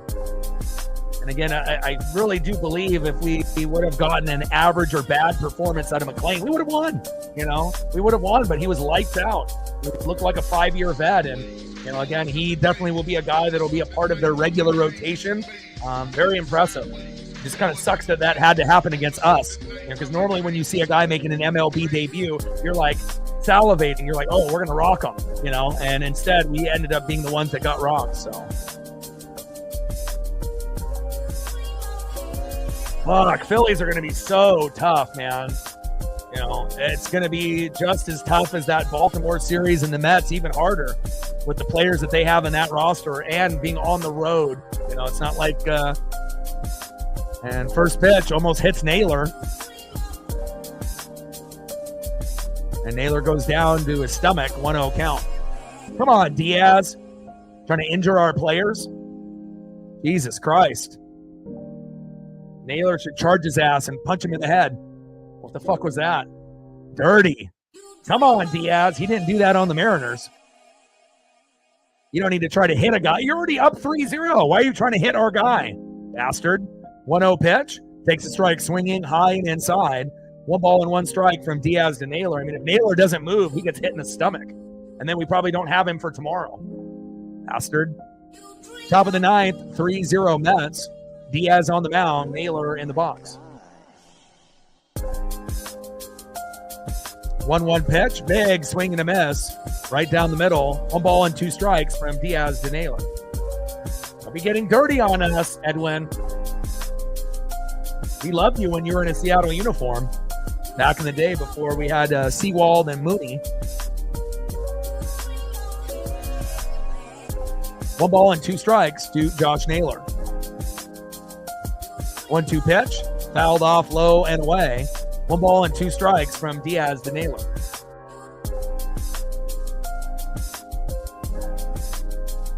I mean, the ball went past the catcher in between that spot, between the player and then the catcher mitt. So, again, if he didn't move on that first pitch, it would have injured him, and he's already sick. So, the last thing that we need is one of our best, hitters as of late to be injured for tomorrow. And 1-2 pitch, and Naylor lines out to left, and that is 1 away. You can tell he is pissed. I will be too. It's not like Edwin has a reputation of being really dirty, but that was a little eye-opening. Naylor will get playback tomorrow. Next up is Eugenio Suarez, 0 for 3 with 2 Ks. Come on, Gino. First pitch to Eugenio Suarez, high and away, 1-0 count.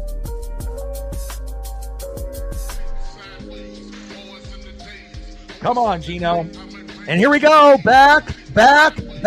See ya. I put Gino on the thumb, and look at that. He's the one that hits a home run, baby.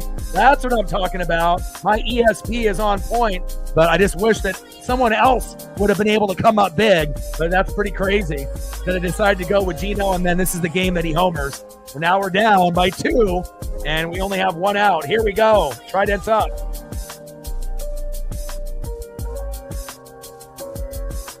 But again, if you watch as much baseball as me, I'm not going to be 100% right all the time, but I definitely have a pretty good pulse on this game. And a nice job by Gino. Finally, when things look like the game is over, he finally hits a home run late. And again, even if we end up losing 3-1, at least we are not getting shut out with a 0. So, great job.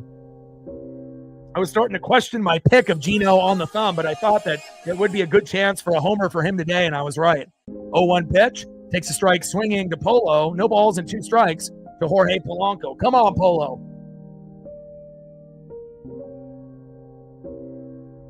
Polo is overdue for a home run as well, but at this point, we'll just take a single, and maybe we can get a Dom bomb to tie it up 3-3. I mean, that's how we would have to do it. I mean, unless you ended up getting back-to-back home runs by Gino, Polo, and Dom, but the chances of that happening is probably 1 in a million or 1 in like a billion. Especially against Edwin Diaz. He's actually one of the better closers in the game. So, but you never know. 0-2 pitch, high and away. 1 ball and 2 strikes to Jorge Polanco.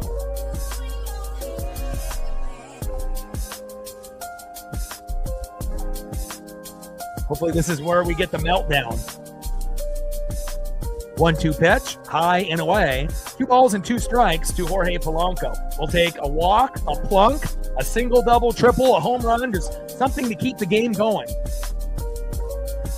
2-2 pitch and hits it deep again, but doesn't get to leave the yard. Polo has been so close on hitting a home run. It's like driving me nuts. He's always getting it back to the warning track, but he just can't get it to leave the yard. And that is 2 away. All right, we're very good with 2 outs. Now we need a miracle. We need Dominic Canzone to get a home run or a single, and then JP to hit a home run to tie the game up. And that's the recipe right there. Unless we get back-to-back homers by Dom and JP. Both guys are overdue for a home run. First pitch from Diaz to Dominic Canzone, takes a strike looking. 0-1 count. I'm just happy that we didn't end with a 0. But again, the prediction of getting 1 to 3 runs after scoring 11 did come true. And I just hope that we can get a little bit more. 0-1 pitch, fouled off, low and away.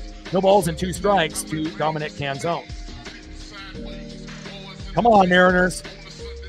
And if they had a shitty closer, it would give us probably a little bit more hope. But 0-2 pitch, big swing and a miss, and that is game over. Gino comes up with a big home run late, but unfortunately, even with the prediction on the thumb, that definitely came true with Gino. We didn't get enough from everyone else to get the job done. Nice job by the Mets. And again, this game really wasn't necessarily on Brian Wu. We got to give credit to Nolan McLean having a great MLB debut, but that's on Dan Wilson on bringing in Caleb Ferguson and Carlos Vargas. Again, if he doesn't do that, maybe the outcome is a little bit different, but you got to give Mets credit.